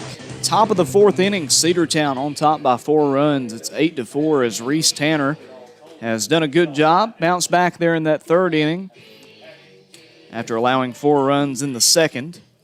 We'll see if he can keep them scoreless here in inning number 4 as Pickens will bring to the plate 8, 9, and 1 batter, starting out with Parker Rhodes. Now batting for the Dragons, number 8, Parker Rhodes. Rhodes bats left. Top of the 4th inning, and Reese with the wind and the pitch. Taken low. 1 ball, no strikes to count. It'll be Rhodes, Tilley, and Schaus due up in inning number 4. The 1-0 pitch. Softly hit back to the pitcher. He'll underhand toss to first base to get the out. 1-3 if you're keeping score at home, as the comebacker to Reese Tanner.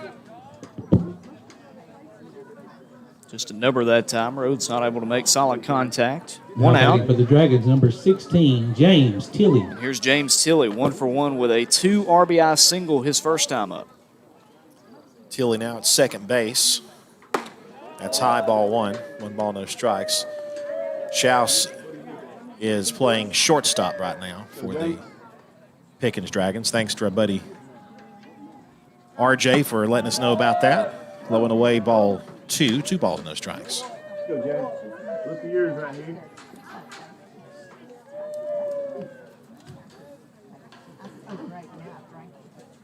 The 2-0 pitch, here it is. Pops up behind home plate. Eli Barrow has a beat, and he'll make the catch as he falls down. What a great backwards flip as he catches the ball and then tosses it over to Reese Tanner as he's falling down. I love it. Eli's got the moves. Number 6, Connor Schaus. And all smiles from Eli. That might be the first time we've seen him smile all season, Andrew. Well, let me tell you, he was smiling pretty good when he hit that walk-off home run against Rockmart. Well, that's true as well. 2 out now, base is empty, Connor Schaus. And Schaus looks in, and the pitch on the way is going to hit him on the shoulder. Eesh. And Reese cannot have a 1-2-3 inning. The freshman flexes a bit as he heads down first base line. He's there with 2 out. And here's Anthony Antonozzi. Now batting for the Dragons, number 5, Anthony Antonozzi.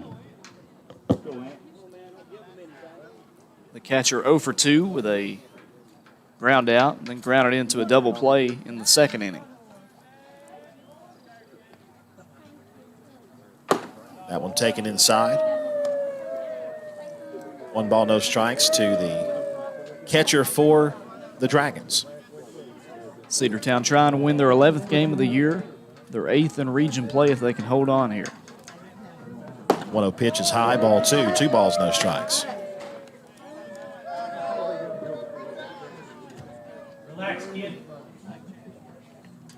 A 4-run lead for Cedartown here in the top of the fourth.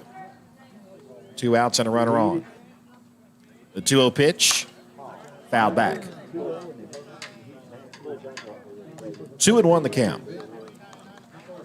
Connor Schaus at first base, Anthony Antonozzi here at the plate. A ground out and a pop out so far in the fourth inning. Here's the 2-1. That one missed. Now it's a 3-1 count to the catcher.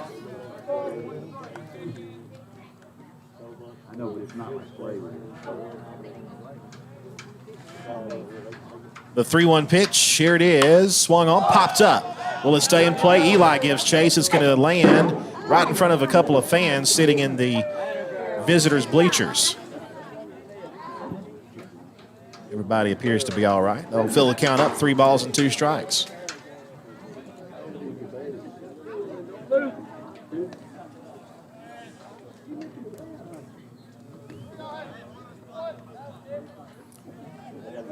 Reese was able to leave a couple of runners stranded in the third inning. The 3-2 pitch. Ball hit in the air, shallow center field. It'll be the shortstop, Dylan Cup, with a basket catch to retire the side. One left stranded as we head now to the bottom half of the fourth. It's an 8-4 lead for the Cedartown Bulldogs. Bradford's Drugstore on North Main Street in Cedartown is your locally owned and operated Good Neighbor Pharmacy. Bradford's accepts most prescription plans, and remember Bradford's for all of your gift and decor needs. Bradford's pharmacist takes time to get to know you, explain your medication, and answer any questions that you may have. Go by and see Bill Brewster and all the fine folks at Bradford's the next time you need a prescription filled. Also use their convenient drive-thru. Bradford's Drugstore, 500 North Main Street, Cedartown, 770-748-3100. And all the folks at Bradford say, go Dogs. Cedar Valley Golf Course has been the place to play golf in Cedartown and Polk County for nearly a century. Locally owned and operated since 1924, Cedar Valley Golf Course offers 18 holes of some of the most beautiful fairways and greens in the area. Cedar Valley Golf Course is a proud supporter of the Cedartown High School Bulldogs and the greater Cedartown and Polk County region. Call for tee time 770-748-9671, located just south of Cedartown at 1811 Buchanan Highway. Cedartown's original golf course, Cedar Valley Golf Course. Cedartown High School Baseball is on the Big Double A.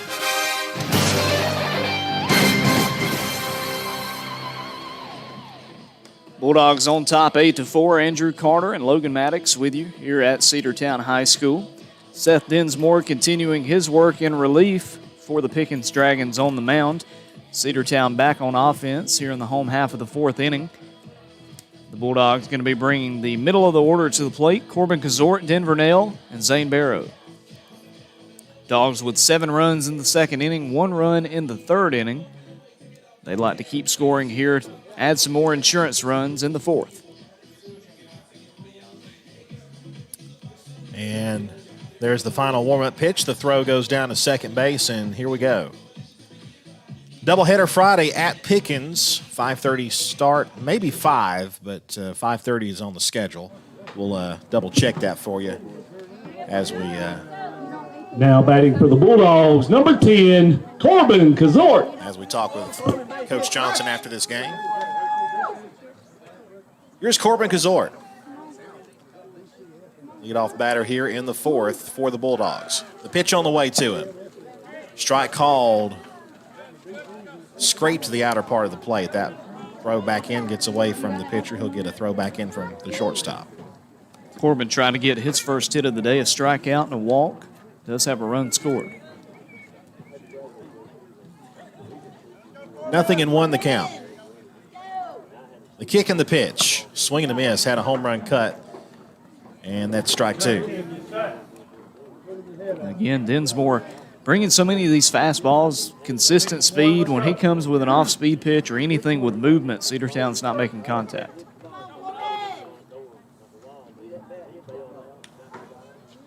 The 0-2 pitch. Strike 3 called. He took strike 3 right down the middle for out number 1. Corbin knew it right away, turns around and heads back to the dugout. That's first out here in the fourth inning. And Denver Nail, a hot hitter coming to the plate. Now batting for the Bulldogs, number 11, Denver Nail. 2 for 2, single, double, 2 RBIs. he get aboard to start out the 4th inning. First pitch to him is a breaking ball outside. 1 ball, no strikes.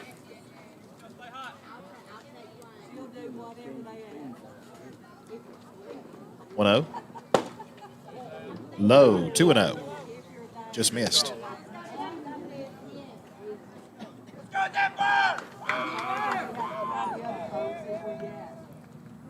The 2-0 pitch is drilled to left field and a base hit.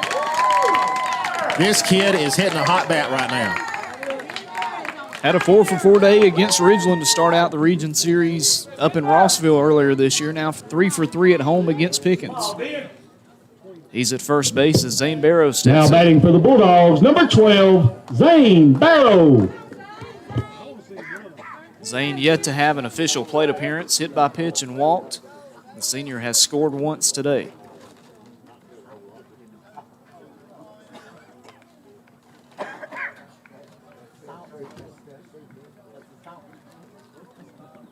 Time asked for at the plate. Pitcher was taking a little too much time for Zane's liking, so he'll ask for time, and he gets it granted. At first base is Denver Nell aboard with his 3rd hit of the day. Again, time asked for as pitcher was in his windup. Taking a little too much time again. While Denver is a relatively fast runner, I don't really think this is a running situation here. There's a breaking ball. That's a strike call. Nasty pitch there. 0-1 the count now to Zane Barrow.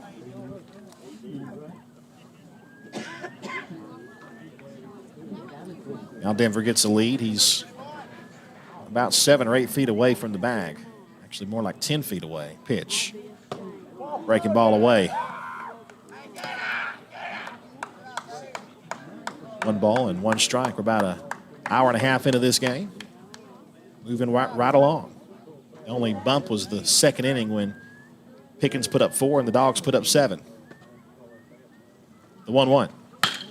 Ball hit deep to left center field. That's going to be down for a base hit. Rounding second, heading to third is Denver Nell. The throw comes toward third and taking second base. It's a double for Zane Barrow. They're at second and third with 1 out, and here comes Eli Barrow. 2 runners now in scoring position after that big double from Zane Barrow. We'll see what his brother can do. It's a sophomore catcher, Eli Barrow, hit by pitch, does have a ground out. That was his last time up. Now batting for the Bulldogs, number 20, Eli Barrow. We'll see if Eli can keep this hit spree going for the Bulldogs. Denver at third, Zane at second. The pitch to Eli. Breaking ball, strike call. Nasty pitch, 0-1. Just right down the middle. Beautiful pitch that time from Dinsmore. Harlem Diamond waits on deck. The 0-1 pitch. There's a high fly ball deep to left field. If it's fair, it's gone. It's going to be foul. That one was just about hit as far as Cade's was earlier.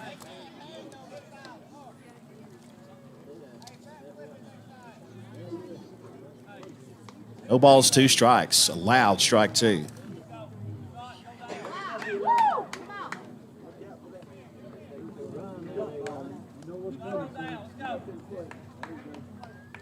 Another hanger. Forget about it. The 0-2 to Eli. That one back to the backstop. Here comes the runner from third. He's going to be safe without a throw. Denver scores. Zane to third. It's 9-4 Bulldogs. Cedartown scored 9 runs unanswered after Pickens went up 4-0 in that 2nd inning. And with 1 out, trying to drive in another. With his brother at third base, Eli Barrow, 1-2 the count, 1 out. 1 ball, 2 strikes, 1 out here in the bottom of the 4th. 1 run already in. The 1-2 pitch. Hit batsman right between the 2 and the 0. First and third now. And here comes Harlem Diamond. Second time today that Eli has been hit by a pitch, and he'll be pulled out as Cole Dingler comes back in to run.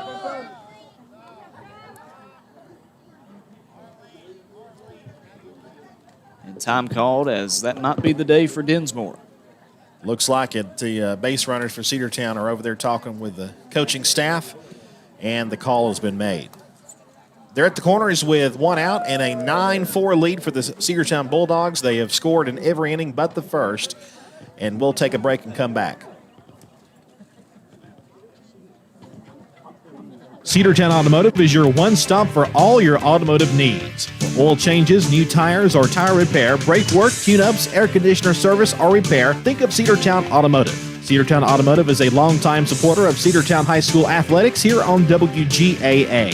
Cedartown Automotive on East Avenue in Cedartown. Give them a call today at 770-749-5040 or stop by their beautiful location for fast and friendly service. And all the folks at Cedartown Automotive say, go Dogs!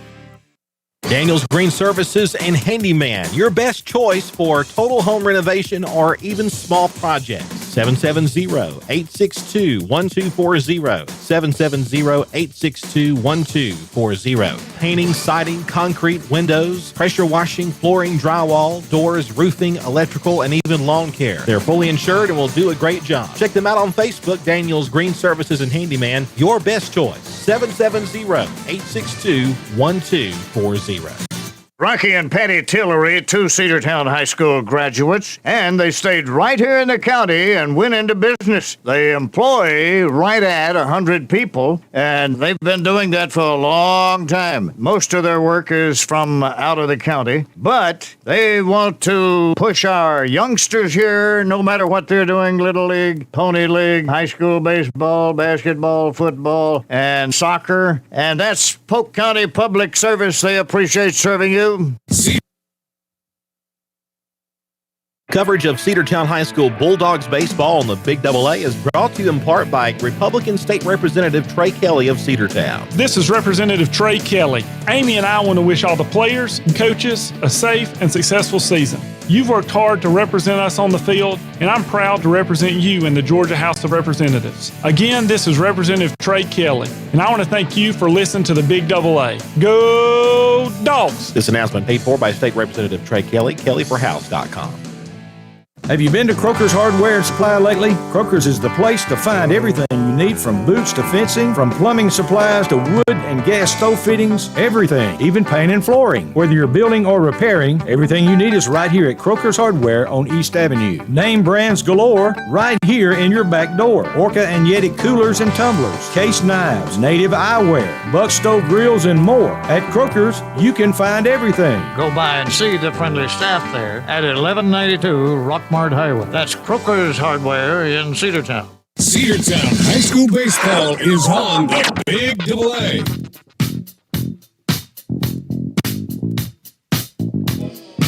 We're back here on WGAA Radio, Cedartown 9 and Pickens 4, as Pickens does have a new pitcher in the game. It's a new player altogether. T. Knight, the sophomore, comes in, a lefty, and I believe we have a new catcher as well. It's going to be Jared Whitmore moving behind the plate. So Whitmore is going to be relieving Anthony Antonozzi. Big change here for Pickens, third pitcher of the game, and while that's nothing, too crazy, we see that a lot at the high school level. It's because they had those two games last night, a doubleheader taking on Heritage. They were able to win one of those games against the Generals, but the thing is, you wonder how many more pitchers they have just with the pitch count rule. Not necessarily fatigue, but how many pitchers are eligible to come in and pitch in this game? That's a very good question, not to mention later on this week they've got the other doubleheader, and that's against Cedartown at their place. He's completing his warm-up tosses, so we'll see how that plays into this game here. 9-4 lead for the Cedartown Bulldogs, runners at the corners, and he's getting a little extra time. They took him a while to make the necessary changes. There might have been a few other changes defensively as well, but he'll complete his warm-up tosses, does T. Knight, the you said sophomore, correct? Sophomore, yes. Southpaw. And Harlem Diamond will be at the plate with runners at the corners. He'll probably have one or two more tosses. That might be all as home plate umpire dusts off the plate. So that will bring up Harlem Diamond with runners at the corners and one out. Pinch running for the Bulldogs, number 7, Cole Dingler. Now batting for the Bulldogs, number 1, Harlem Diamond. Well, you heard it all right there. Harlem Diamond at the plate. The pitch on the way. Runner goes. It is a strike call down the middle. No throw as Cole Dingler has second stolen with out of play. It's 0-1 now to Harlem Diamond. So Zane Barrow at third, Cole Dingler at second. Again, just one out. First base is open. T. Knight pitching. 0-1 pitch is sliced down the right side. If it's fair, it's trouble. It's going to be foul by about 4 or 5 feet. And it's 0-2. Now, Andrew, looking at the region schedule for this week, for the rest of the region, it's kind of, I guess, rivalry week. You would consider it Northwest Whitfield, Southeast Whitfield squaring off, Heritage and Bridgeland squaring off, and Cedartown and Pickens. Central Carrollton has the week off. The 0-2. That one back to the backstop. Here comes the runner from third. The play at the plate. He is safe. 10-4 Cedartown. Just able to get his toe touching the plate. I mean, the throw was in time. The throw was on line. Just able to touch the plate before the tag was applied by Knight. Now it's 10-4. Bang, bang play at the plate for sure. A good recovery there by the new catcher, Whitmore, able to get to it and then threw over to the pitcher covering the plate, T. Knight.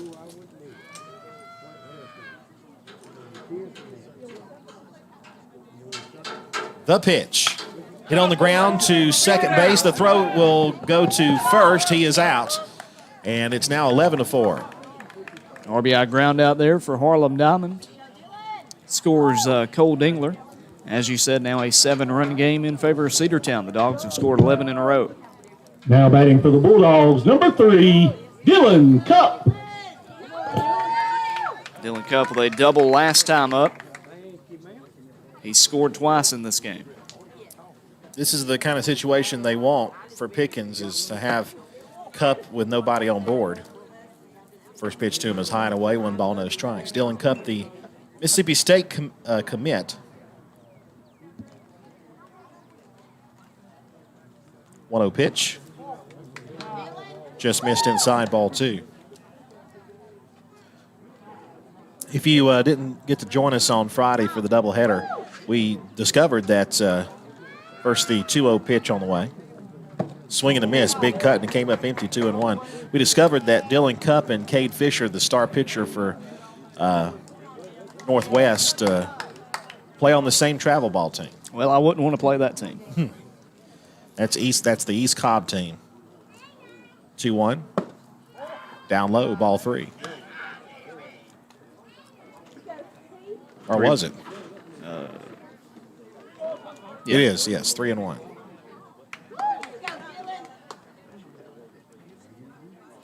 Big curveball, missed away, ball 4. Nothing to hit there for Dylan Cup. For the second time today, Dylan is walked. And now here comes MJ Holiday. Now batting for the Bulldogs, 0-0, MJ Holiday. MJ's reached all 3 times. 1 hit by pitch, 2 singles, 2 runs batted in, 1 run scored for the junior. They've got him in a pickoff, but they'll have no chance. He's safe by a mile. Do want to credit Dinsmore over there at first base. That was a perfect throw from first base. If there was any chance to get him out at second, he was going to be out. Just a good move by Dylan to take second. By the way, we understand that T. Knight was the starter in the second game of the doubleheader last night. So he threw 39 pitches in 2 innings. So he's still available today for a few. I don't know how long they'll keep him in there, though. The pitch. Just missed outside. Pickens was able to knock off Heritage 6-2 in the first game last night, fell 16-4 in the second game. That might be good anyway. It is good in the morning, too. The pitch. Runner goes to third. Throw goes down there. He is safe. Another stolen base. Looked good up here. It was a pretty close one, though. Let me tell you. It was a good throw there by the catcher, Jared Whitmore. 2 balls, no strikes. I got 3. I thought it was 3-0, though. Is that right? I got hurt. Well, Denver. Pitch. Swing and a miss, 2-1. Holiday trying to get another base hit, drive in another run. He's got 2 RBIs so far. 11-4 with Dylan Cupp at third base. Here's the 2-1. Outside, ball 3. 3 balls and a strike.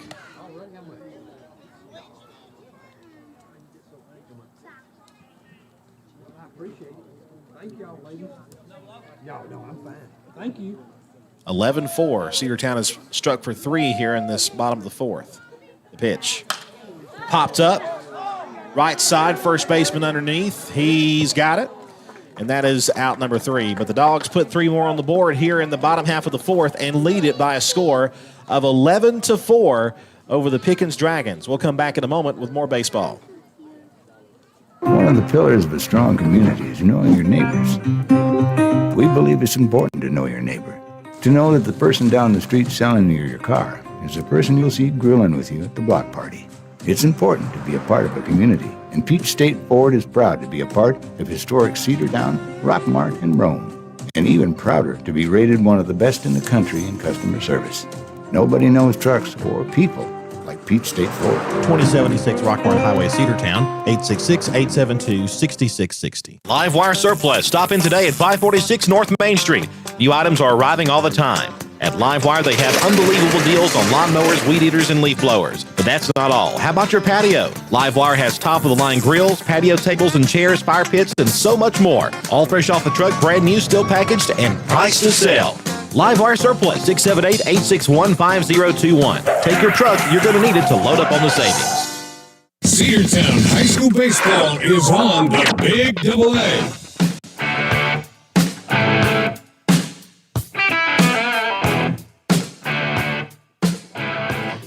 Cedartown struck for 3 more in the bottom of the 4th inning, and now a new pitcher coming in. It's the reliever Camden Jackson. The right-handed senior comes in and will try to shut down the Pickens offense as we head to the top of the 5th inning. Camden will be facing 3, 4, and 5 batters for the Dragons, starting out with Hunter White. Camden getting a few more warm-up tosses here before play is started back in. Had a scoreless first inning. Pickens scored 4 runs in the top of the 2nd. Cedartown responded by scoring 7 in the 2nd. Dogs added 1 run in the 3rd and 3 in the 4th to get us here. It's an 11-4 ball game. Tell you what a difference has Cam Jackson been for this team this year. He has just about pitched in 2 out of every 3 games and does a great job. He comes in relief. He's not really one that's going to throw that hard, but his stuff is so has so much movement, and he's able to locate well, and batters, they just don't see stuff like that, and they're able to swing right through, and he's done a great job. And that's the thing I think that makes him have so much success is he's so different than any of the starters for Cedartown. You can compare him to Reese Tanner. You can compare him to Corbin Kazort. You can compare him to Cade Dingler. His pitching style is so different that when you get accustomed to batting against those guys, you go up against Camden Jackson, and it's a whole different ballgame. Jackson delivers. There's a strike called. Outside corner, 0-1 the count. Reese Tanner could qualify for the win here if the Dogs can finish it out. 11-4 the lead. Low and away, ball 1. Hunter White here at the plate. Started out in right field. We would assume he's still there, 0 for 2 with a couple of flyouts. The 1-1 pitch from Jackson, swung on and missed. Fooled him on that one. It's 1-2.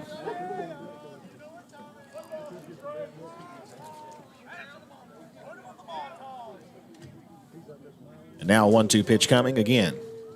Well outside, back to the backstop. It's 2-2. Doubleheader at Pickens on Friday. That'll be the deciding 2 games for this series. Then we're off for region play next week. And then back at it with Southeast Whitfield. And then finally, the Heritage Generals. 2-2. Swung on and popped up and foul. That was ball 3, but it'll be a 2-2 count. Do want to remind everybody, tennis senior night Thursday right here at CHS. They'll be hosting former region foe Chapel Hill. In addition to the track meet going on at 4:15. 2 balls and 2 strikes. The pitch from Jackson. Hit on the ground down the third base line. Foul ball. Just barely foul. If he keeps that in, that's an extra base hit. Almost a base hit that time from Hunter White.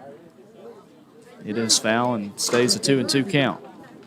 Wide at the plate, Seth Dinsmore, the DH/pitcher, on deck. 2 balls, 2 strikes. And the 2-2 again is fouled back, and we'll do another 2-2. Good battle here between White and Jackson, and if you're Hunter White, this is exactly what you want.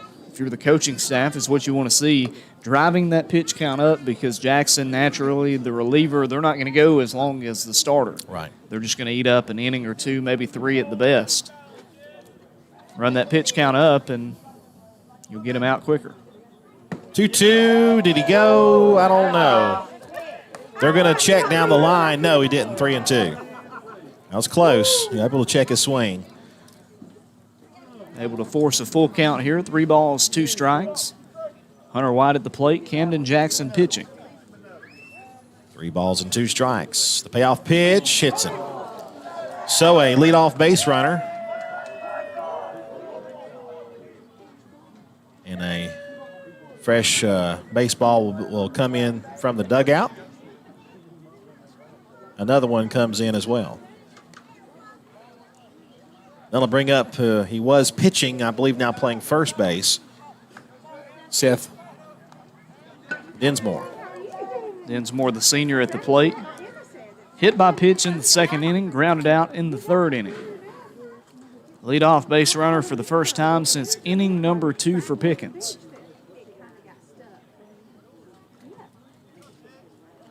Cam, the pitch. There's a drive deep to center field. Back to that fence is Reese Tanner, right on the track, makes the catch.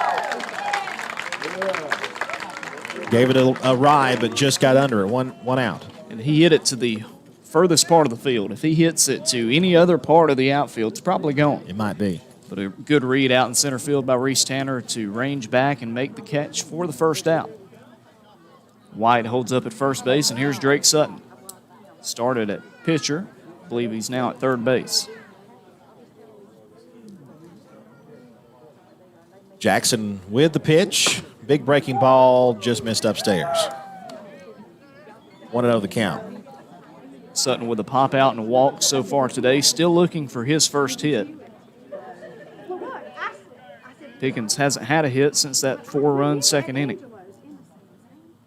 1-0 pitch, just down low, 2-0.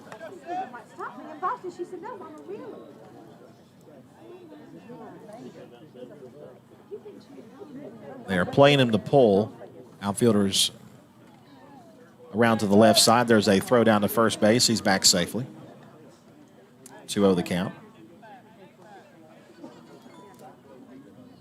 Reese kind of guarding there in left center. A lot of room in right center, though, if he wants to lay one down there in the gap. 2-0.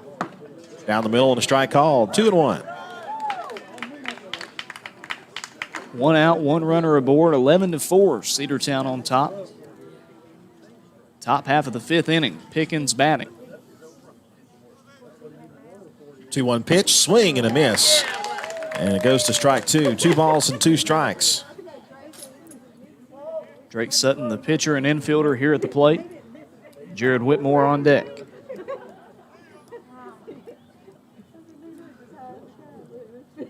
He leads away. The 2-2 pitch is low and away. That'll fill the count up 3-2. Slow down again. You got it.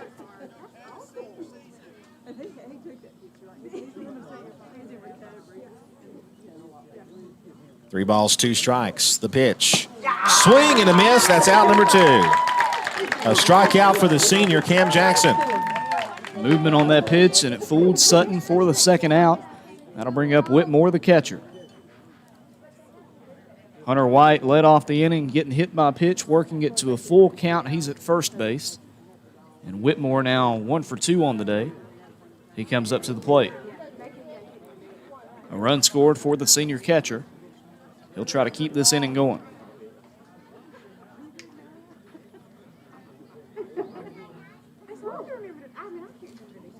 Cam's pitch is a big breaking ball and drops it in for a strike called. 0-1.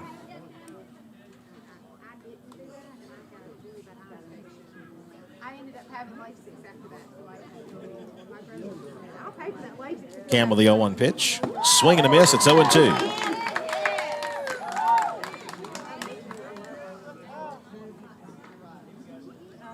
One walk here in the inning. That runner at first base. And a 0-2 count with 2 outs here in the top of the 5th. Just missed outside, ball 1.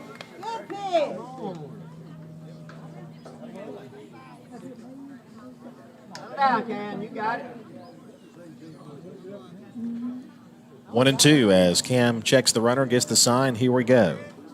The 1-2 pitch is popped up. Left side, Corbin Gazort says he's got it. He will move over to his left and make the squeeze, and the runner is left stranded at first base. 1 walk, no hits, 1 left. We head now to the bottom half of the 5th. Cedartown with an 11-4 lead. Bradford's Drugstore on North Main Street in Cedartown is your locally owned and operated Good Neighbor Pharmacy. Bradford's accepts most prescription plans, and remember Bradford's for all of your gift and decor needs. Bradford's pharmacist takes time to get to know you, explain your medication, and answer any questions that you may have. Go by and see Bill Brewster and all the fine folks at Bradford's the next time you need a prescription filled. Also use their convenient drive-thru. Bradford's Drugstore, 500 North Main Street, Cedartown, 770-748-3100. And all the folks at Bradford say, go Dogs. Cedar Valley Golf Course has been the place to play golf in Cedartown and Polk County for nearly a century. Locally owned and operated since 1924, Cedar Valley Golf Course offers 18 holes of some of the most beautiful fairways and greens in the area.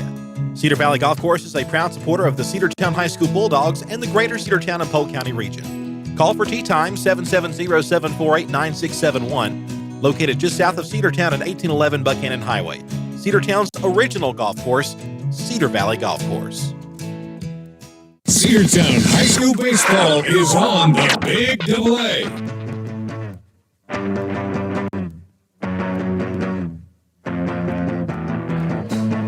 Cedartown 11 and Pickens 4 as we start the bottom of the 5th inning. And Andrew, if Cedartown can plate 3 runs right here, this game's over. We're here in Mercy Rural territory. The Dogs up by 7 runs at this moment. And T. Knight, the sophomore, will try to keep this game going. That's right, and we'll see if the Dogs can do that. And the throw goes down to second base. We'll start out with Reese Tanner. Then Cade Dingler and Corbin Gazort will be due up for the Dogs here in this bottom half of the 5th. Reese Tanner with a walk, a sacrifice fly, and a ground out today. 0 for 1 officially, looking for his first hit.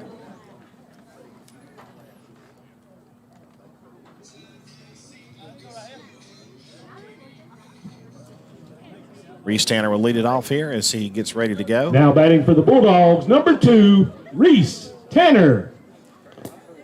And here will be Reese Tanner.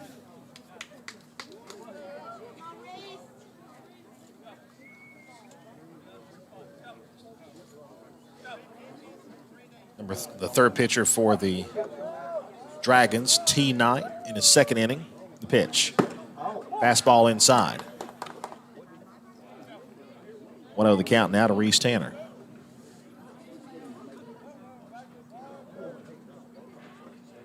The wind, the 1-0.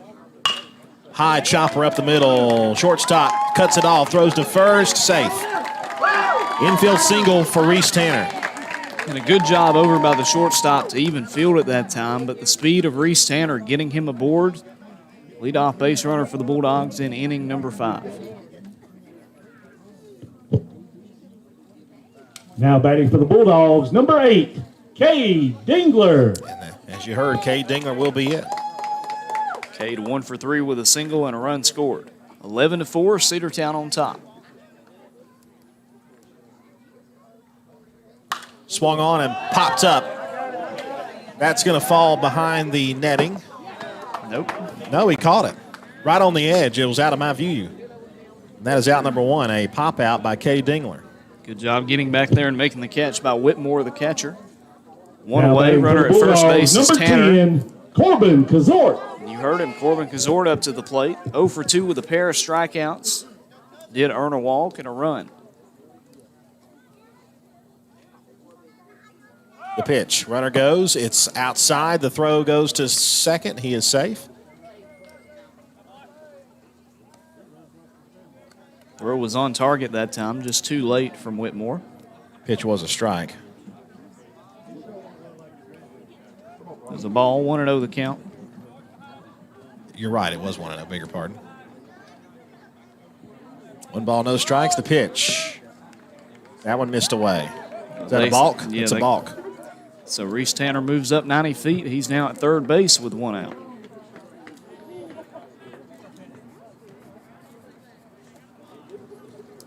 T. Knight, the sophomore, pitching in relief for Pickens. He's the third pitcher that the Dragons have used in this game.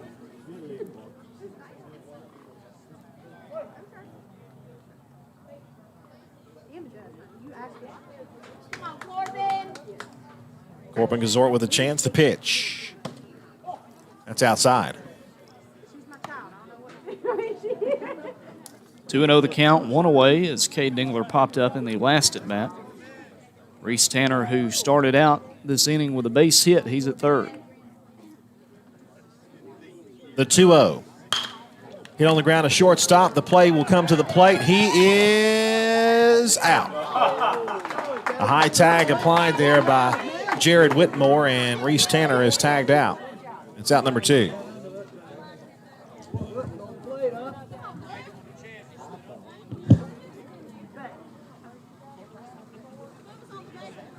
So Corbin Now over there at batting for first the base after Bulldogs, the number fielder's 11, choice. Denver Nail. And with 2 out, Denver Nail comes up. Nail 3 for 3 with 2 singles and a double, 2 runs scored and 2 runs batted in. Check that, just 1 run scored, but a good day nonetheless. Very good day. Can Denver go 4 for 4? Pops it up left side. Tough play, though. It might be in no man's land. And the shortstop is there to save the day and make the catch. And that'll leave a runner stranded at first base.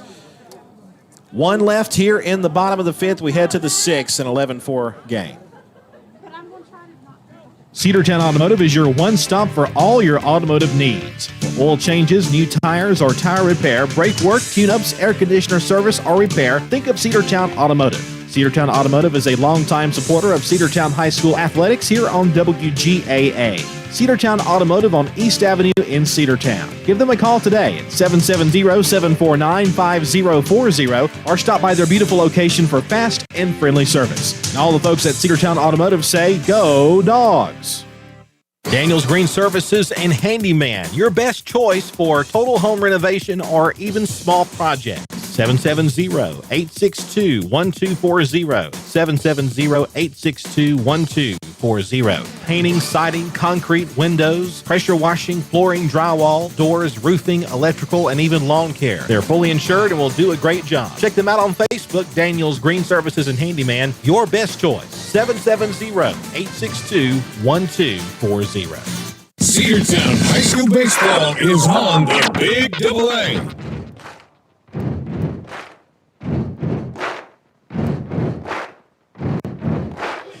Camden Jackson completing his warm-up toss as we head to the 6th inning. Cedartown on top 11-4 over the visiting Dragons of Pickens High School. Cedartown scored 11 unanswered runs, and the senior Jackson, he's going to try to keep it right where it is.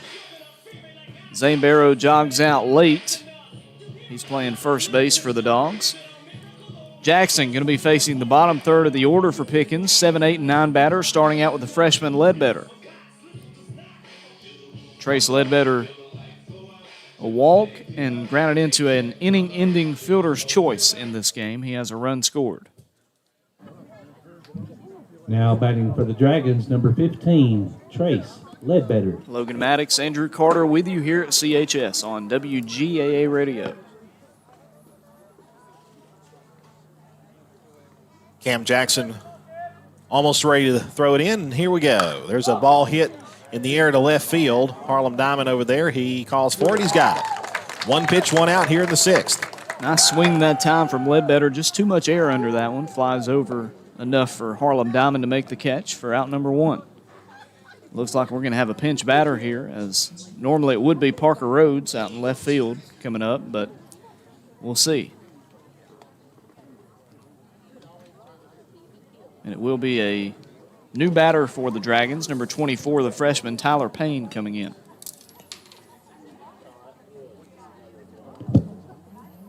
Now batting for the Dragons, number 24, Tyler Payne. So Payne will get his first at bat today here in the top of the 6th.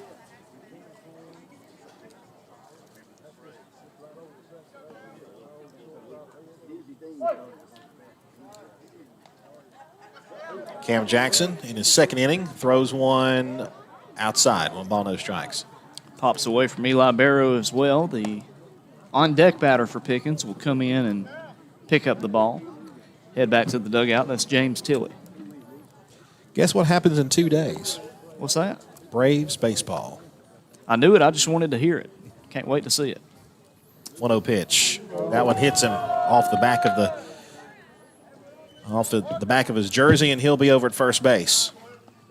So Tyler Payne, the freshman, comes up, sees 2 pitches, 1 hits him. He's at first base now. Brings up James Tilley, the number 9 batter. Coaching visit now. Coach Evans to talk with the battery. Atlanta Braves on the road to start the season at Philly. Take on the Phillies. Mike Soroka, I believe, threw a little bit today. He didn't throw a complete game, or he didn't throw maybe just an inning or 2. But the starter for the Braves this year and their opening day will be Max Fried. First time since Tom Glavine has a lefty started for Atlanta on opening day. First pitch, 3 p.m. Fox Sports Southeast on Thursday. Valley Sports Southeast. And got to be correct. Valley. Why? Just a name change, or is there a reason behind it? I saw it, but I didn't want to say it and mess up. That question is well beyond my pay grade. I'm sure a lot of folks a lot richer than I am made that decision. Well, James Tilley. Maybe they'll let us know Thursday, 3 p.m. on Valley Sports South. I just hope they add it back to YouTube TV and Hulu TV and some of the others too. I mean, anyway. Jackson delivers, swing and a miss, big cut, and he came up empty to Tilley. Tilley 1 for 2, did have that 2-run single back in the second inning. Scored the second and third runs for Pickens. Runner at first base is Parker Rhodes. Or check that, Payne, the pinch hitter for Rhodes. There's another hit batsman. First and second with 1 out. Jackson Second one this inning. Yeah, Jackson generated that fly ball for the first down on the first pitch to this inning. But back-to-back hit by pitch.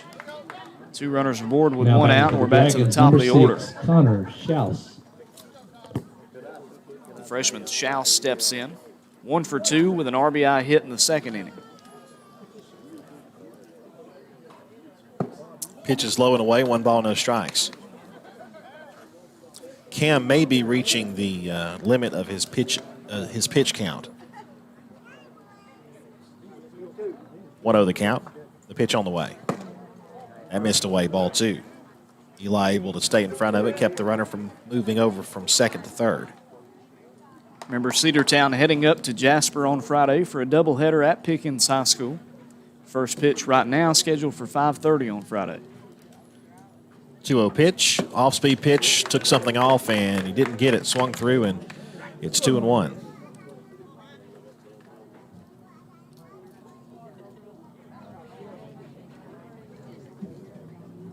The senior Cam Jackson looks in.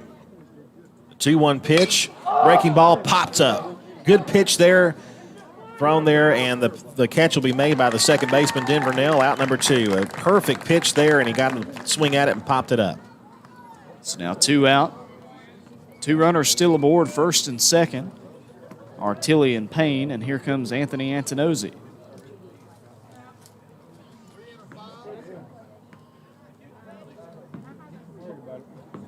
Antonozzi, the junior catcher, 0 for 3 with a couple of ground outs and a fly out. The home plate umpire makes a note of some lineup change. Might be a courtesy runner coming in, I would assume, somewhere. But 2 out, 2 on for Pickens. Dragons trying to add a run for the first time since the second inning. 11-4, Cedartown on top here at CHS.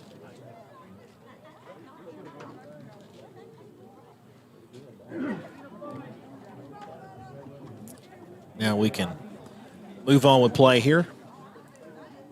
Top of the 6th inning, Now Dogs batting trying for to the win. Dragons, number 5, Anthony Antonozzi. Dogs trying to win their 8th region game of the season. And right now, they're well on their way to it with a 7-run cushion. Jackson pitches, and he hits a pop-up. Second base, and the catch made by Denvernell, and 2 are left stranded here in the top of the 6th. Cam Jackson pitches around some trouble, and we head now to the bottom half. Cedartown 11 and Pickens 4. Rocky and Patty Tillery, 2 Cedartown High School graduates, and they stayed right here in the county and went into business. They employ right at 100 people, and they've been doing that for a long time. Most of their work is from out of the county, but they want to push our youngsters here, no matter what they're doing, Little League, Pony League, high school baseball, basketball, football, and soccer, and that's Polk County Public Service. They appreciate serving you. Coverage of Cedartown High School Bulldogs baseball on the Big AA is brought to you in part by Republican State Representative Trey Kelly of Cedartown. This is Representative Trey Kelly. Amy and I want to wish all the players and coaches a safe and successful season. You've worked hard to represent us on the field, and I'm proud to represent you in the Georgia House of Representatives. Again, this is Representative Trey Kelly, and I want to thank you for listening to the Big AA. Go Dogs! This announcement paid for by State Representative Trey Kelly, kellyforhouse.com. Cedartown High School baseball is on the Big AA.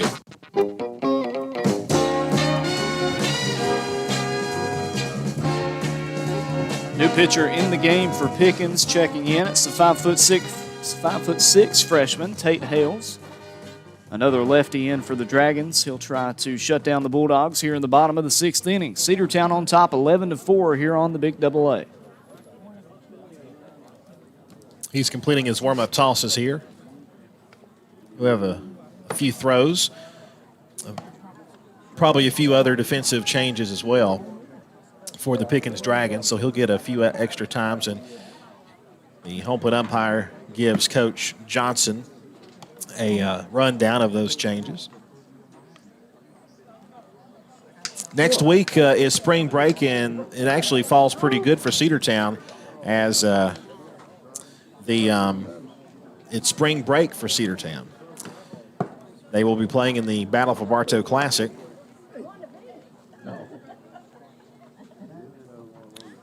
Playing Cass, Cartersville. Are they playing Woodland too, or is it? I think so. I think that's 3. So they're taking a tour of that whole region right there. Woodland, Cartersville, and Cass are all in the same region. Well, thankfully, not playing Blessed Trinity and Calhoun, but bad enough playing those 3. You know what I mean? Well, Cartersville's going to be tough. Cartersville is top 5 in 5A. And then, Woodland, Cass, very strong baseball programs as well. As Hales is in the game, he's going to face the 7, 8, and 9 batters for Cedartown. Zane Barrow, Eli Barrow, and Harlem Diamond. And he'll face the senior to start things out. Zane was hit by pitch and walked his first now batting time. for the Bulldogs, number 12, Zane Barrow. He scored, and then he had a double last time up. Came home again. Hit on the ground and foul down the left side, nothing in 1. Looping curve that time. Big off-speed pitch from the freshman Hales.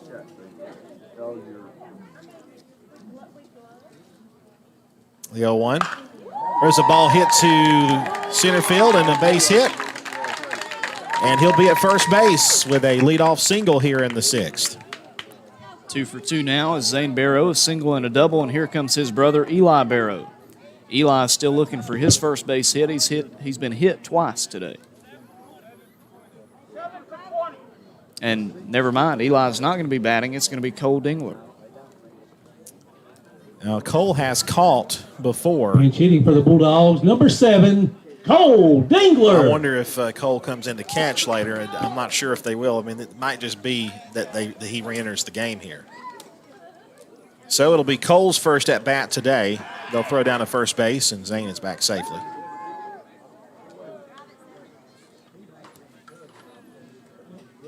The freshman Cole Dingler at the plate. Nobody out, runner at first base. The pitch. Runner goes. It's a curveball strike. Throw goes down to second, not in time. 0-1 the count, and a runner at second. Another stolen base for the senior, Zane Barrow. He's in scoring position, nobody out. 0-1 the count, though, to Cole Dingler. 0-1 pitch. Dropped another one in, but low. It's 1-1. Zane stays put. Another pinch hitter is on deck. I'll tell you who that is in just a minute.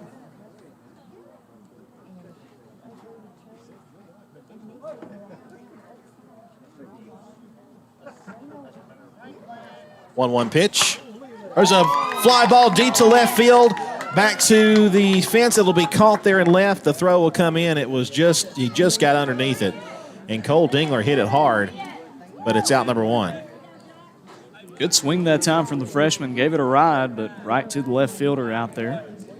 Makes it for the first out. And here's Harlem Diamond. Supposed to be Harlem Diamond. It's not going to be Harlem. Going to be number 9, Trent Johnson. Pinch hitting for the Bulldogs, number 9, Trent Johnson. Trent Johnson is Coach Gavin Johnson's younger brother.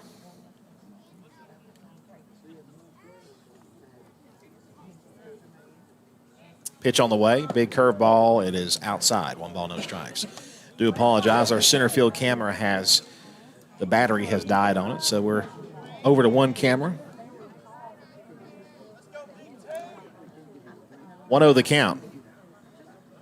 Runner goes. The pitch is going to pop away. He'll be at third base with standing.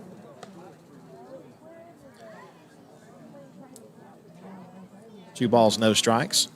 Got a scoring update. Northwest Whitfield beats Southeast Whitfield 5-0 in game 1. Thanks, RJ, for that score. So that ups Northwest's record in region play. Southeast falls farther down. Here's a 2-0. Chopped foul down the left side, 2-1. Runner at third base is Zane Barrow. 1 out, Trent Johnson here batting. The senior. It just comes down to this. Cedartown has got to pretty much win every series from here on out to have a chance to host a home playoff game or have a chance for a region championship. 2-1 pitch. There's a fly ball hit to the gap in left center. It is going to fall in no man's land. Here comes the runner from third. He is safe, and Cedartown now leads at 12-4. RBI hit for the senior, Trent Johnson. Drives in the 12th run of the game for Cedartown. Now it's an 8-run advantage, 12-4. I want to say that is his first. Is that his first varsity hit, Trent? I know it's his first RBI this year. Now batting for the Bulldogs, number 3, Dylan Cup. And now Dylan Cup. 12-4 the lead. The pitch to Dylan. Strike called over the outside corner. Got a score update as well from Heritage Catoosa, the girls' soccer game.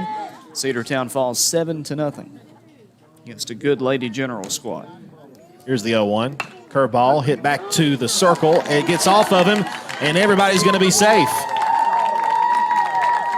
Thought about maybe turning a 1-6-3 double play, but it gets past the mound, and runners will be at first and second with 1 out.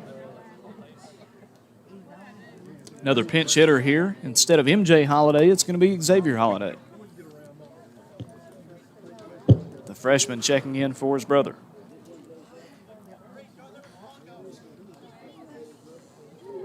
Have all the brothers played today? I think you're right.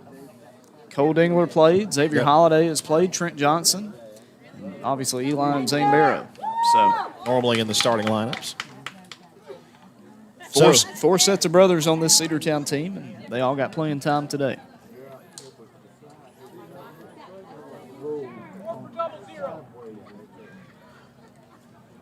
Xavier Holiday is a Hitting left-handed for the batter. Bulldogs, number 4, Xavier Holiday. Trent Johnson at second. Dylan Cup at first. 1 out. Swung on and hit off his fist and foul. 0-1 the count. Xavier can, if he can do what MJ did, probably drive in a run here. MJ had 2 runs batted in. 12-4, Bulldogs on top. 0-1 pitch, swing and a miss, 0-2. Cedartown leading by 8 runs right now. The run rule would be in effect if they can score 2 more. That means Dylan Cupp at first base. If he can come around, he would win the game. The 0-2 pitch. There's a fly ball, hits a left field, but it's going to be right at him, and the catch is made. Runner cannot advance. That's out number 2. Second time a fly ball to left field's been caught this inning. Now 2 out for Reese Tanner. Reese 1 for 2 in this game. A run batted in. Now batting for the Bulldogs, number 2, Reese Tanner. But how about the freshmen this inning? Cole Dingler, Xavier Holiday, both with some pretty good swings, just so happened to be right to the left fielder. 2 out, Cup at first, Johnson at second.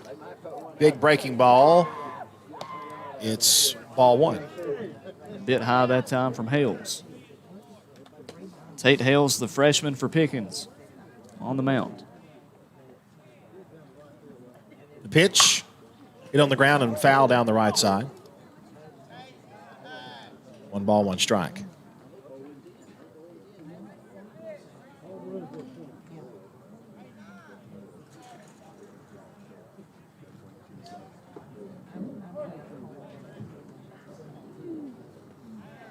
The 1-1. Chopped down the right side. That is a foul ball.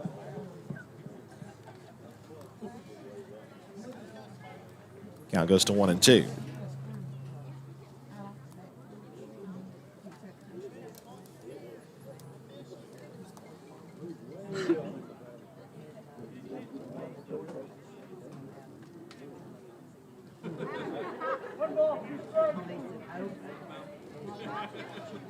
One-two pitch coming. 12-4 lead for Cedartown. Hit on the ground to second base. He'll go over the short route and get the force, and the inning is over here in the bottom half of the 6th inning. Dogs add another run. It is a 12-4 lead for Cedartown as we head to the 7th.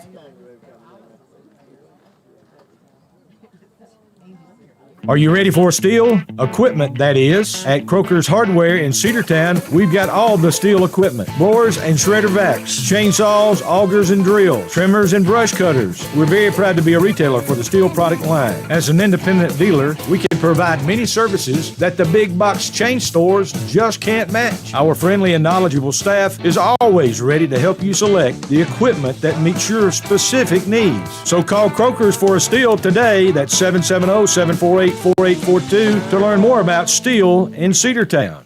One of the pillars of a strong community is knowing your neighbors. We believe it's important to know your neighbor. To know that the person down the street selling you your car is the person you'll see grilling with you at the block party.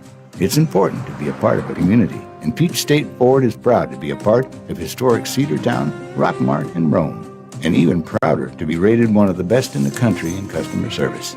Nobody knows trucks or people like Peach State Ford. 2076 Rockmart Highway, Cedartown, 866-872-6660. Cedartown High School Baseball is on the Big Double A.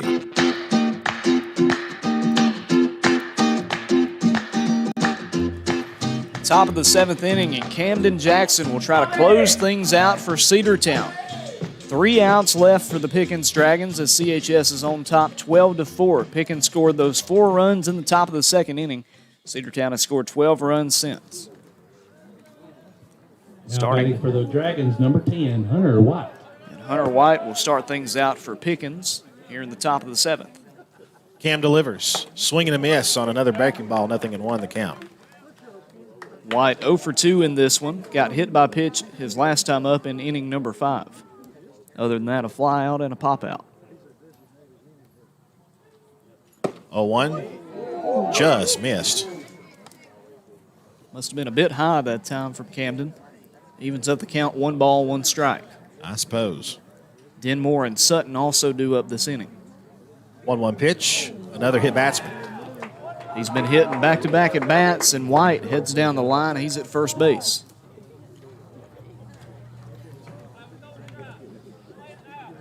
Brings up Seth Densmore. At first base now, the cleanup batter for Pickens. Now batting for the for the Dragons, number 28, Seth Dinsmore. Dinsmore still looking for his first hit had a long fly ball in the 5th inning. First pitch for Cam is outside, ball 1. This game started at 5:30 p.m., now 7:52 p.m.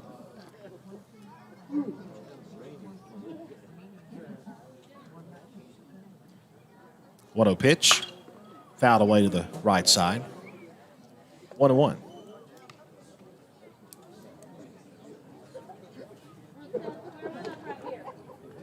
Hunter White at first base, Seth Dinsmore here at the plate. Nobody out, top of the 7th inning. Dogs on top, 12-4. 1-1 pitch. There's a strike called over the outside corner. It's 1-2 now. Camden, the senior, just able to paint the outside edge that time and now ahead in the count. Of course, March Madness going on tonight. Gonzaga and USC playing. Gonzaga up by 16. UCLA in action later on tonight, taking on Michigan. Winners go to the Final Four. 1-2. Low and away, 2-2. For the score updates on those games and everything that happens in this one, make sure to tune in to Sports Talk tomorrow. The man with a plan will have that for you tomorrow. I don't know about all that. The 2-2. Foul back. Good battle here between Dinsmore and Camden Jackson. Senior versus senior, righty versus righty.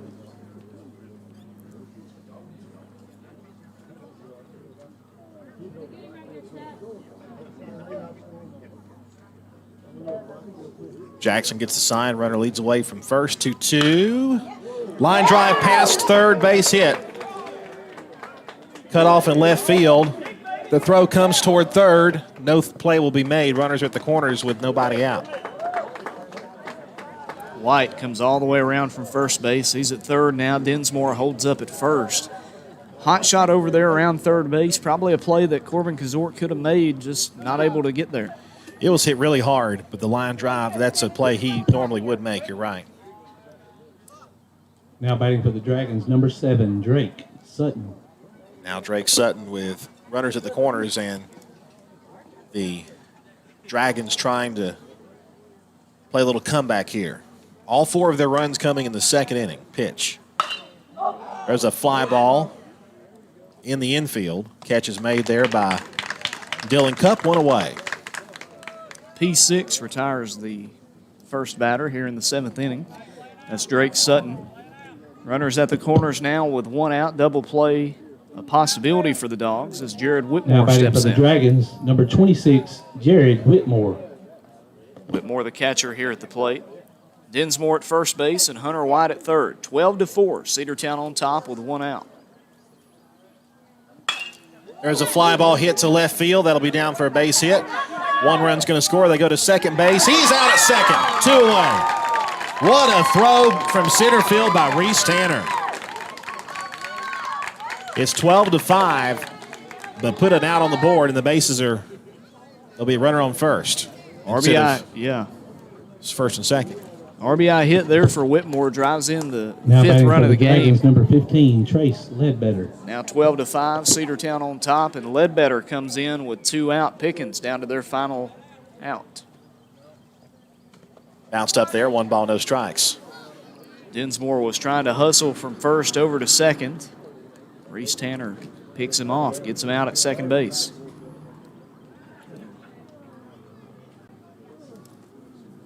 It's 12-5. The pitch. Fouled away, 1 ball, 1 strike. I want to thank everybody for tuning in. Bunch of Cedartown fans. Also, the Pickens faithful that couldn't make the drive in from Jasper. Remember, a doubleheader up in Jasper on Friday. 5:30 p.m. first pitch of game 1. You can hear both here on the Big Double A. That one bounced up there. 2-1.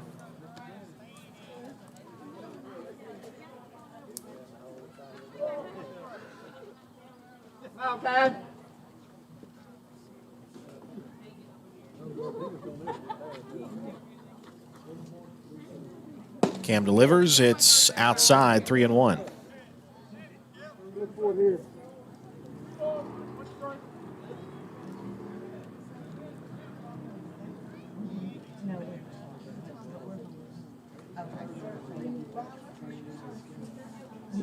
And the 3-1. Ball 4. I think the batter thought it was a strike. I think the base runner thought it was a strike. But no, sir, says the home plate umpire. They'll be at first and second with 2 out. Whitmore in scoring position. Trace Ledbetter at first base. 2 out still, and here's Parker Rhodes coming to the plate. Now batting for the Dragons, number 8, Parker Rhodes. It will be Rhodes. Rhodes was relieved by Payne last time up. He'll bat now. Inside, 1-0. Top of the 7th inning, Cedartown on top, 12-5. Pickens with 1 run here in what could be the last inning. Dogs 1 out away from another region victory. Popped up and foul. It's 1-1. Pickens trying to rally here down to their final out.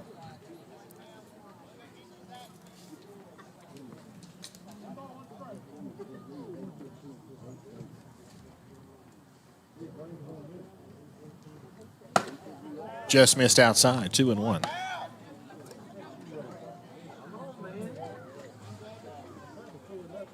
First and second for the Dragons here in the top of the 7th inning. Cam trying to close the door here. The 2-1 pitch. Just missed low, 3-1. Another hitter's count here for Parker Rhodes. 3 balls, 1 strike. Rhodes with an RBI single in the 2nd inning. Trying to keep this game going with 2 out. The 3-1. Hit on the ground to first base and through for a base hit. Everybody's going to stop at their bases. It went past Zane and then past Denver Nail. And bases will be loaded with 2 out. The batter here is James Tilley, number 9 batter in the lineup, the freshman. So hold the phone here. Now batting for the Dragons, number 16, James Tilley. Dragons not going to go away lightly. 1 for 2 on the day is Tilley. A 2 RBI single in the 2nd, also earned a walk last inning.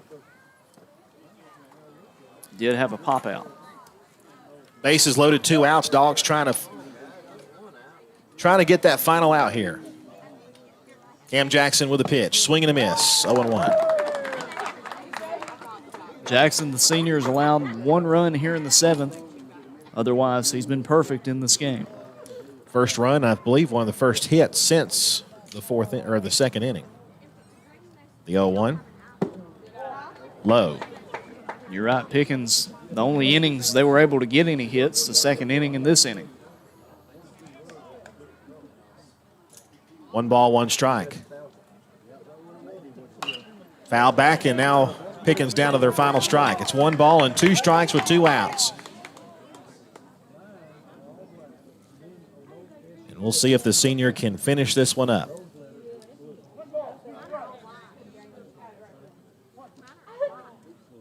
The look in, the 1-2 is low and away, 2-2. Had 1 to waste that time, evens up the count. 2 balls, 2 strikes, 2 out. Cedartown 12, Pickens 5. Bases loaded for the Dragons. 1 run already across in the 7th. Pitch from Cam is outside, 3-2. One thing that Coach Johnson does not want to do is make a change here. But I'm pretty sure this is Cam's to take to the house. Payoff pitch. Strike 3 called inside corner. And that's your ball game. Final score, Cedartown 12 and Pickens 5 on a pitch that was a called strike 3 that was pretty far inside, but it got the call. And Cedartown will take it. 12-5 the final. We'll come back and wrap this one up after a 60-second break right here on the Big Double A. Stay with us. Live Wire Surplus. Stop in today at 546 North Main Street. New items are arriving all the time. At Live Wire, they have unbelievable deals on lawnmowers, weed eaters, and leaf blowers. But that's not all. How about your patio? Live Wire has top-of-the-line grills, patio tables and chairs, fire pits, and so much more. All fresh off the truck, brand new, still packaged, and priced to sell. Live Wire Surplus, 678-861-5021. Take your truck. You're going to need it to load up on the savings. Bradford's Drugstore on North Main Street in Cedartown is your locally owned and operated Good Neighbor Pharmacy. Bradford's accepts most prescription plans, and remember Bradford's for all of your gift and decor needs. Bradford's pharmacist takes time to get to know you, explain your medication, and answer any questions that you may have. Go by and see Bill Brewster and all the fine folks at Bradford's the next time you need a prescription filled. Also use their convenient drive-thru. Bradford's Drugstore, 500 North Main Street, Cedartown, 770-748-3100. And all the folks at Bradford say, go Dogs. Cedartown High School Baseball is on the Big Double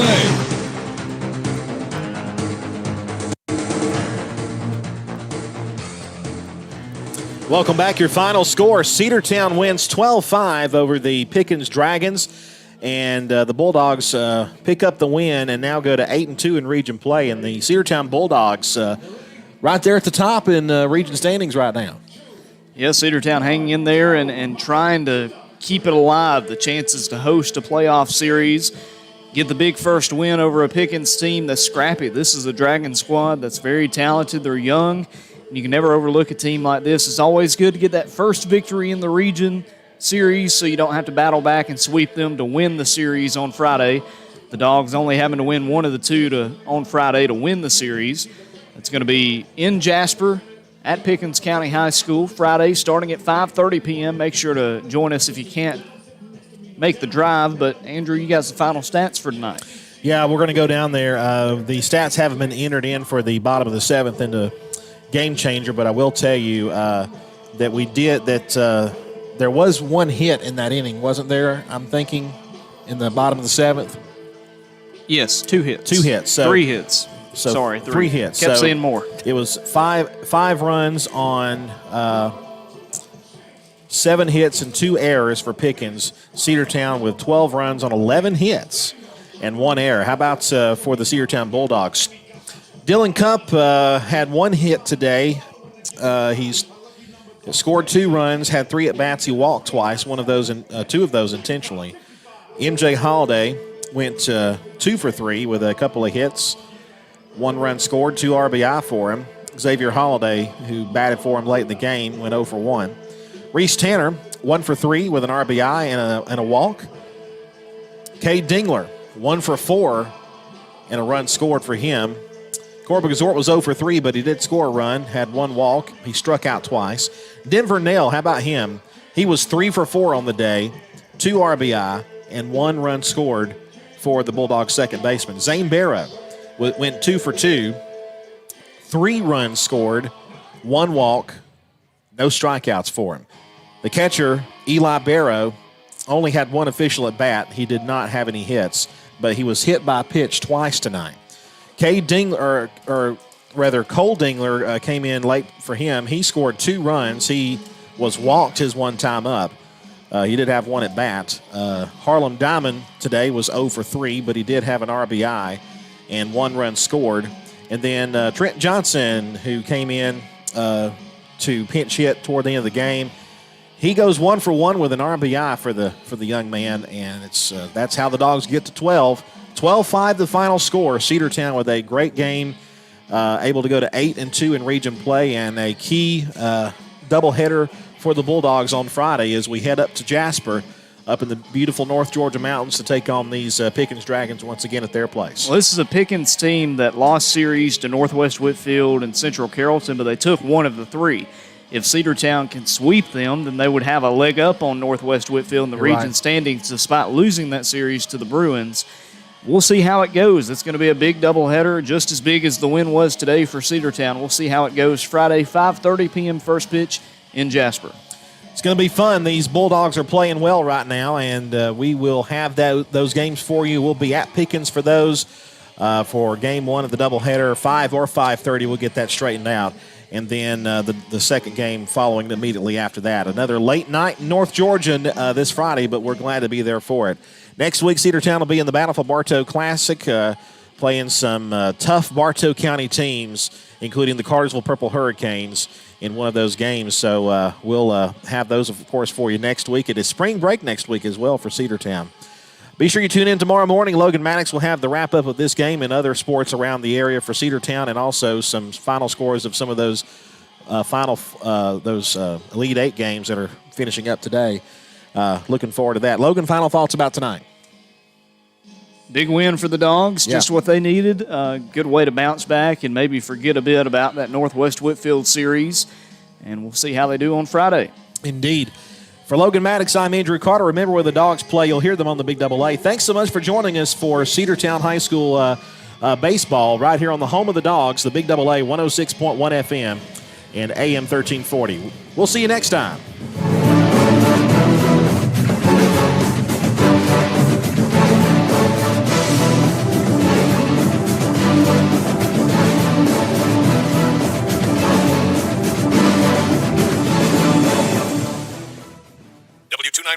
Cedartown. Your home for the Cedartown High School Bulldogs. AM 1340 and now 106.1 FM WGAA. The Big Double A.